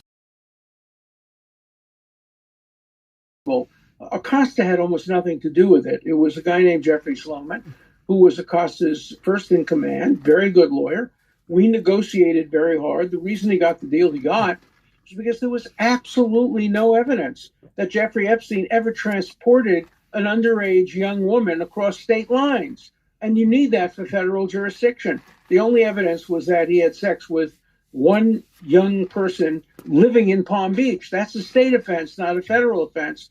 We did all the research about what penalties people got for having sex with underage massage therapists, because there were these whack shacks in Palm Beach where people would go and get sexual gratification in exchange for $50 or $100. And almost nobody ever got prison time for that. And so we presented all that to the DA, the U.S. attorney, and a deal was made, and it was an arm's length deal. There was no favoritism. Nobody did anybody any favors. Nobody claimed that he was a member of any intelligence. I have to tell you, I once represented the Mossad. I was retained pro bono to help them when 5 Mossad agents got arrested in Cyprus based on a false notion that they were helping Turkey. They weren't. They were spying in order to help Israel, but I helped get them out. So I have some pretty good connections with Israeli intelligence. And I can tell you, hand to God, there is not one chance in a million that Jeffrey Epstein worked for Israeli intelligence. There was a wonderful thing online where they showed a picture of Jeffrey Epstein wearing an IDF shirt, a kind of khaki Israel Defense Forces shirt. And people said that proves that he worked for Israeli intelligence. I bought him that shirt. If you're interested in crypto, then pop quiz, okay? What's the easiest, safest, and most reliable way to make... We were together in the Shuk in Israel, and the shirt was $7. And he said, "Oh, Alan, that looks interesting." And I got him the shirt. You can buy one today for $7. I think it's now $9. But there's no plausible claim that Jeffrey Epstein had anything to do with any intelligence. The reason people thought maybe he did is because Ghislaine Maxwell's father, Robert Maxwell, the owner of many newspapers in England, may have been an Israeli intelligence asset. That certainly is a plausible point. I don't think Jeffrey Epstein ever met Robert Maxwell, though. They certainly didn't have any close connection. And I can absolutely assure you that Epstein did not work either for U.S. intelligence, British intelligence, Israeli intelligence, or any other intelligence agency. What intelligence agency would have the bad judgment to hire somebody like Jeffrey Epstein to be an asset? Unthinkable. Losing weight can feel like an uphill battle, especially with the American diet. From nasty seed oils that hurt us to high fructose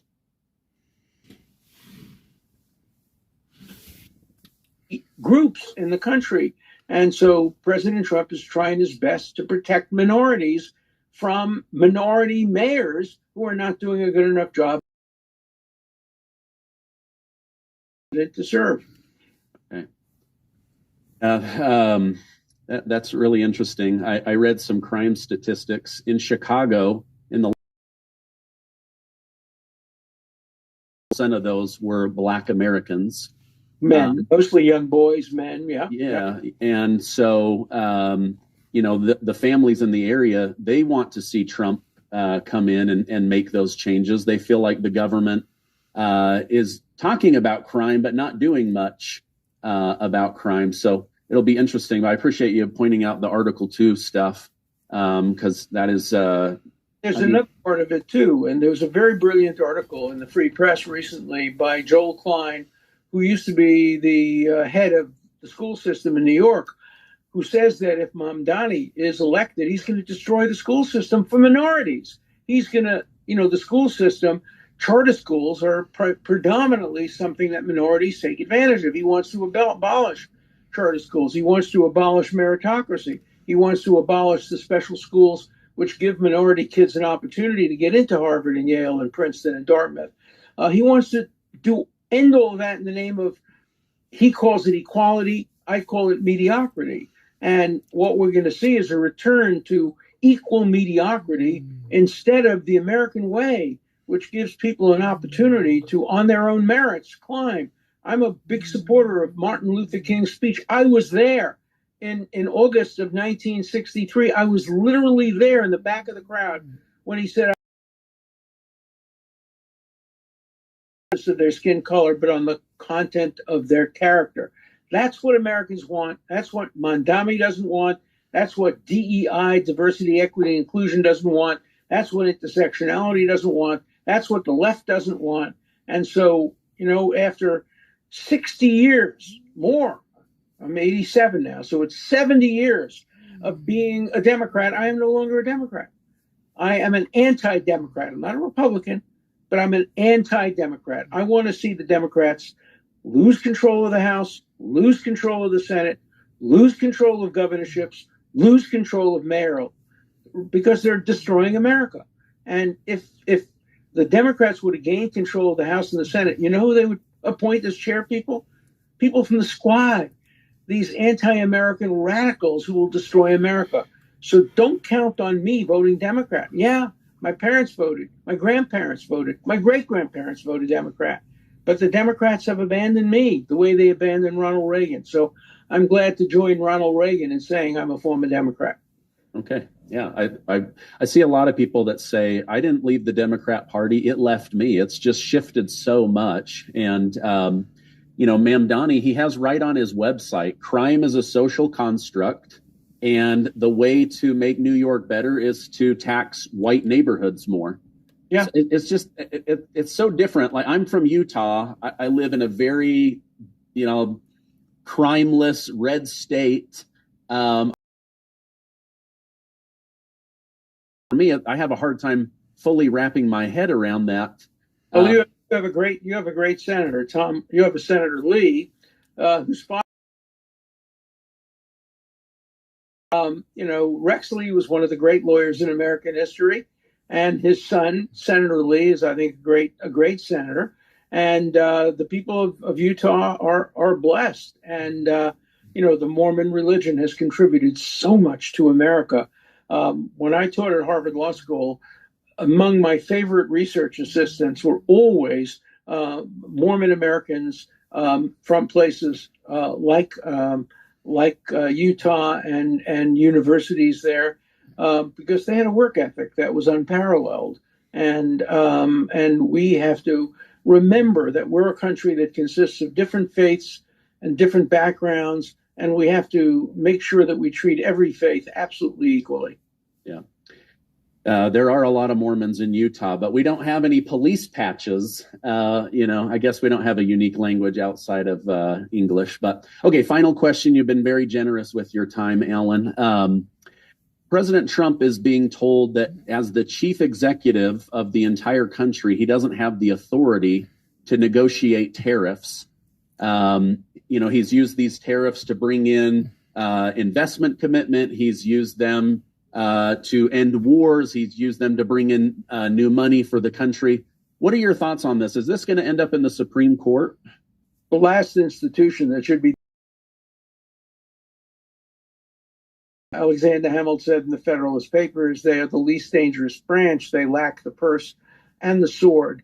And the framers did not want the judiciary, the Supreme Court, to get involved with tariff issues. The only issue is between Congress and the president. And Congress did pass some statutes.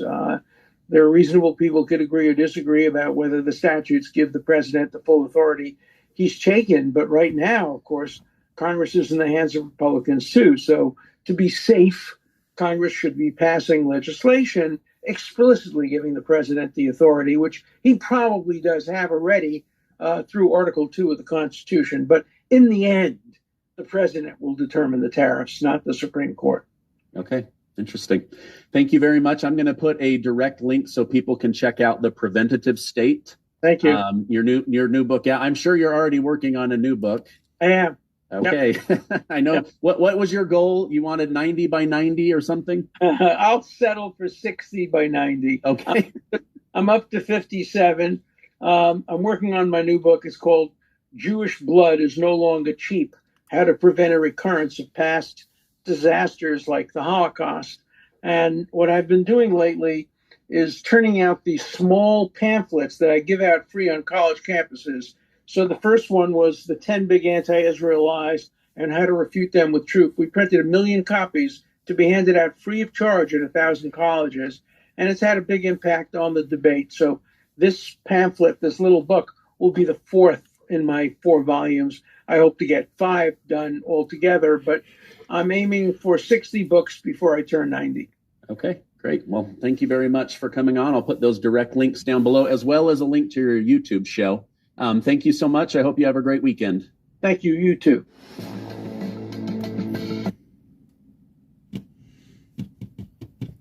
Oh, God, I can't believe I'm saying this, but I want every diabetic, including you, to know this. It sounds crazy, but give me 60 seconds to explain. Well, everything you thought you knew about diabetes is 90% wrong. Come on. President Trump pulls off a secret infiltration of the city of Chicago, and Democrats are furious. Greg Gutfeld of Fox News goes off on career criminals making life unbearable for the rest of us. New documents show Leticia James lied again to get a $200,000 line of credit, and the media tries to spin data to make Republican states look bad. Thank you guys so much for liking and sharing these videos. It really helps me out, so let's jump right in. Well, Attorney General of New York, Leticia James, just got some very bad news. it looks like investigators have continued to dig through her private files that are public and have discovered another document where she lied about one of her New York properties in order to get better rates and a $200,000 line of credit. So she lied about this 5-unit multifamily being a single house so that she could get better rates. She was able to then get a $200,000 line of credit after lying in order to use that money for other purposes. So this situation just continues to escalate against Leticia James. Not only did she lie, but she lied over and over and over again. Okay, President Trump got into an argument with an ABC White House correspondent. It's really hard to hear what they're saying, so I'm just going to show it to you. It basically said, I asked President Trump, why target Chicago and Boston when there are cities in red states with higher crime rates? Trump said, why? Really? Higher than Chicago? Me. There are, like Memphis and St. Louis. Trump said, excuse me. Do you know how many people were killed in Chicago last weekend? 8. Do you know how many were killed in Chicago the week before? 7. Do you know how many people were wounded? 74 were wounded. You think there's worse than that? I don't think so. Now, he makes a good point that he wants to go in and make things better. And she did show some data. She said, according to data from the FBI, Chicago and Boston have lower crime rates than cities in red states, including Memphis and Tennessee. The data shows that Chicago has 17.5 murders per 100,000 people, and Boston has 3.6, while Memphis and St. Louis have crime rates of 40.6 and 54.1. Now, this is really great, but do you see what she did here? Chicago and Boston have lower crime rates than cities in red states. So she downplays the cities while upplaying red states. So I went over to Grok and I asked, which political party runs St. Louis, Missouri and Memphis, Tennessee? Tell me the mayor's name and their party. Oh, wouldn't you know it? Kara Spencer, the Democrat Party. Kara Spencer has been mayor since April of 2025 after defeating Tashora Jones in the 2025 election. St. Louis mayoral elections are officially nonpartisan, but Spencer identifies as a Democrat. The city has been predominantly Democrat with no Republican mayor since 1949. So is Missouri a red state? Yes. Now let's upplay the mayor. No Republican has run this city since 1949. Let's move on to Memphis, Tennessee. Paul Young, Democrat. Paul Young has been the mayor since January of 2024. Memphis mayoral elections are nonpartisan. Oh, really? Okay, nonpartisan. So then I asked, when was the last Republican mayor of Memphis, Tennessee? And wouldn't you know it? Since 1991. Wow. So 34 years of being under Democrats, and then whatever this is, 50 plus 25, 76 years of no Republican. Again, let's make it about these being red states. That's exactly what she was trying to do, but it didn't end up working out for her. Now, President Trump, he pulled off something magnificent. He went into Chicago under Operation Midway Blitz. They didn't tell Chicago they were coming because they knew that there would be significant pushback.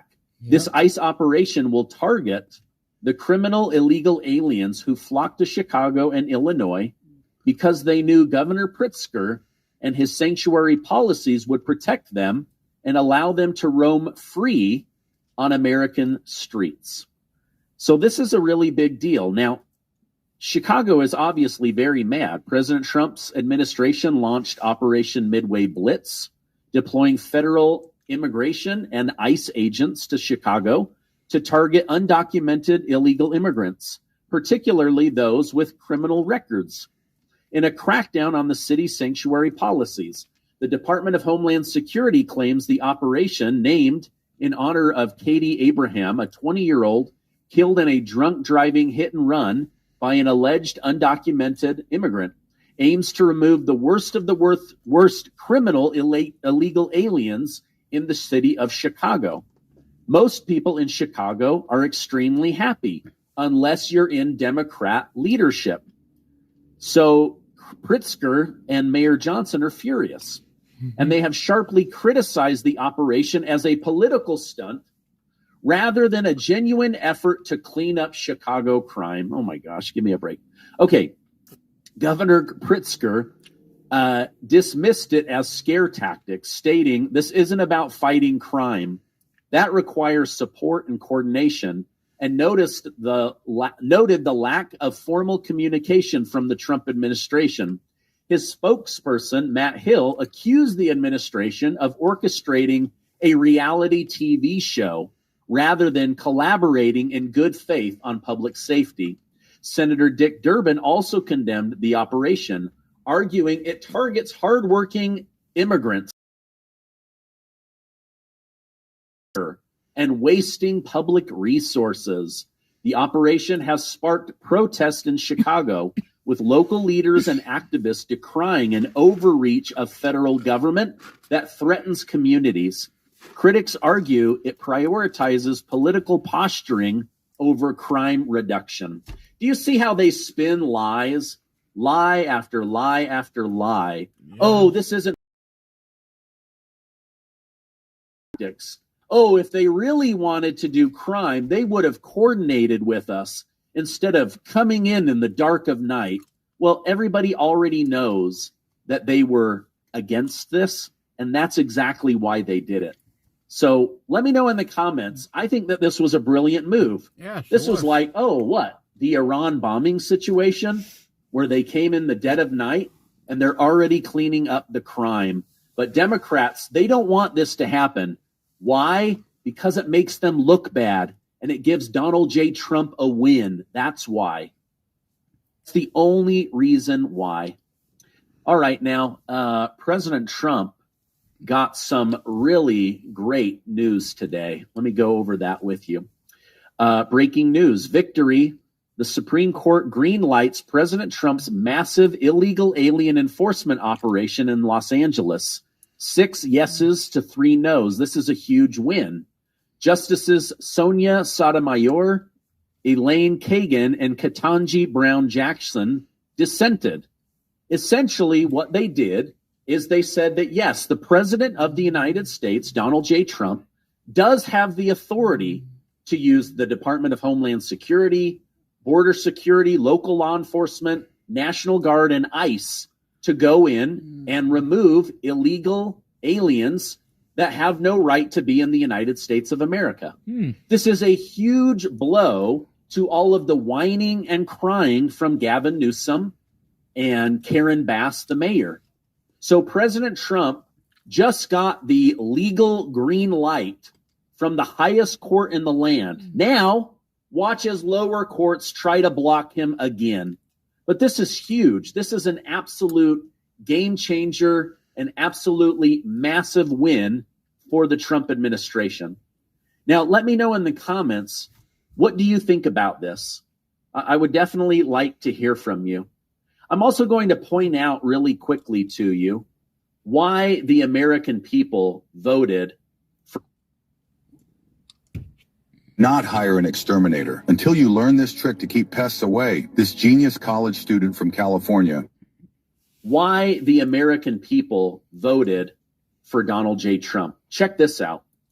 Breaking news. Massachusetts Governor Maura Healey, it was discovered, diverted $100 million of American taxpayer money to provide illegal immigrant families with $30,000 of housing over a 2-year period. $4,000 in monthly food stamp money, 500, and you wonder why the American people don't want their tax money used on illegal immigrants. You wonder why seniors and veterans felt abandoned by the Biden administration. You wonder why hardworking Americans that pay too much in tax to the government said, what the heck, why are these illegal immigrants getting so many more benefits than the American people? Can you believe that? They took $100 million out of your pocket, and then they gave massive amounts of money to these illegals. $4,000 a month.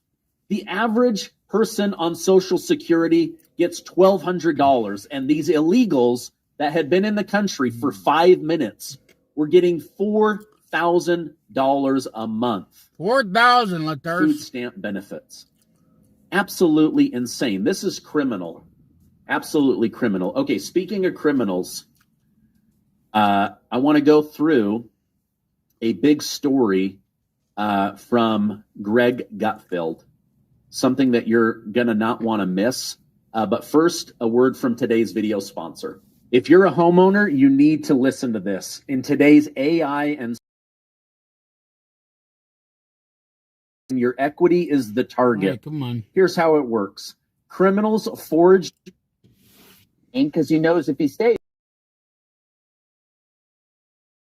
if he were to face off against a man without a weapon, somebody like a Tyrus, that would be insane. You'd go, okay, that's crazy. But almost all of these people that do this stuff, they go after women. That is not insane. That's self-preservation. This is not insanity. It's an evil mind. And it's an evil mind that is somehow excused in a culture that weaponizes victim status. In this case, mental illness. And what is it about a society that contributes to this? And I say this based on my own personal evidence of being on city streets every single day in New York, that when a homeless person is shouting at people, he's not shouting, I really made a mess of my life. Boy, I really screwed up. No. His aggression is purely blaming other things and other people. He blames the world. He blames people. He blames you. So we're living in a progressive ideological nightmare where the worst in society is empowered by a sense of victimhood. So when this happens, they will still get people like Brian Stelter that says, oh, be careful of the racism, or other people saying, you know what? We really need to be concerned about our services to the mentally ill, which may or may not be true, but he's not mentally ill. He needs to be executed. Lastly, I asked Grok for a conservative count of the number of times the George Floyd video was played, looking at tweets and social media, Instagram, news network. It came to a conservative number of 975 million times. That liberal disease, the hierarchy of problems. The media and politicians, people like Stelter, implore you not to cover one problem, but to amplify another one to a destructive degree that leads to riots, leads to dozens of deaths. But do not cover this other thing because that is racist. And that is not as important. In the hierarchy of problems, we decide what you cover. All right. So go back and watch today's earlier broadcast. But basically, this black gentleman in North Carolina was let out 14 different times. And now he's killed this white woman who is actually from Ukraine. She's not an American citizen, but she came here legally and killed her. Now CNN is saying, don't talk about the fact that he's black because that's racist. I don't care what color his skin is. I care that stupid judges allowed this guy out on bail, back on the street 14 different times, and now somebody has been killed. And again, it's not about race. If you go back and you look at the earlier broadcasts, I then show you how an illegal immigrant from South America killed a beautiful black girl and then threw her body off of a bridge. This isn't about skin color or race. This is about soft on crime judges. This is about illegal immigrant criminals. And this is exactly. So hopefully we can get there. Hopefully we will get to the truth, because this is just, it's absolutely infuriating. All right, now, yesterday I covered for you guys about the RFK Jr. time on Capitol Hill. Well, last week, Democrats and Republicans, heavily backed by Big Pharma, did a coordinated hit job to humiliate, shame, and try to remove RFK Jr. It's now come out that lobbyists work hand in hand with the donation, or to the senators that they've donated to most, in order to coordinate this attack against RFK, saying that he isn't allowing kids and adults to get vaccines, that he is blocking people from getting COVID, that COVID killed so many people. Well, now one of the top doctors on YouTube, one of the only doctors not blacklisted or removed from YouTube because his information was so accurate, has now come out with some very damaging information to people who got the COVID shot. And if you got the COVID shot, bless your heart.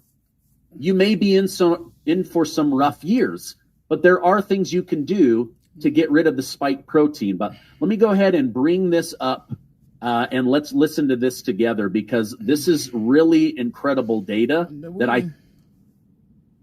3 signs of hormone imbalance in women. Occasional hair loss. This could be due to low estrogen. Coconut oil can help. No, don't put it in your hair. Just add a tablespoon. And let's listen to this together, because this is really incredible data that I think you need to know about. Well, a warm welcome to this talk. Now, there's been concern for some time now, from talking to various experts, about the increased risk of cancers, probably all types of cancers, or many types of cancers, after COVID vaccines. Now, of course, we're deprived of data in the United Kingdom between the vaccinated and the unvaccinated. We just can't get that information freely. But there has been a study done in Italy. And what this shows is increased incidence of cancers 6 months after COVID vaccinations. Now, let's look at where we got this from. This is from this paper here, Experimental and Clinical Sciences Journal, peer-reviewed, of course, made publicly available. You can download the PDF. The full paper is there. So people that had vaccinated with at least one dose, their chances of getting colorectal cancer, the hazard ratio was 1.34. In other words, 34% more likely to get it. This is after a 6-month follow-up. Breast cancer, 54% more likely to get breast cancer in the vaccinated group. Bladder cancer, 62% more likely to get it. So, all right, everybody, we are going to be heading and calling it a good night. But I do appreciate everybody here who's tuning in. Just don't forget, September 13th, we got a flag wave and the rally, the 9 hours going on the 13th. We do need to raise $100. We will go to my Cash App, donate the money so we can go. I can't keep doing the same for everything. I got my own personal bills to pay too, not just keep paying for real stuff. Life is not free. And we are 100% viewer funded. It's how we work, everybody. But,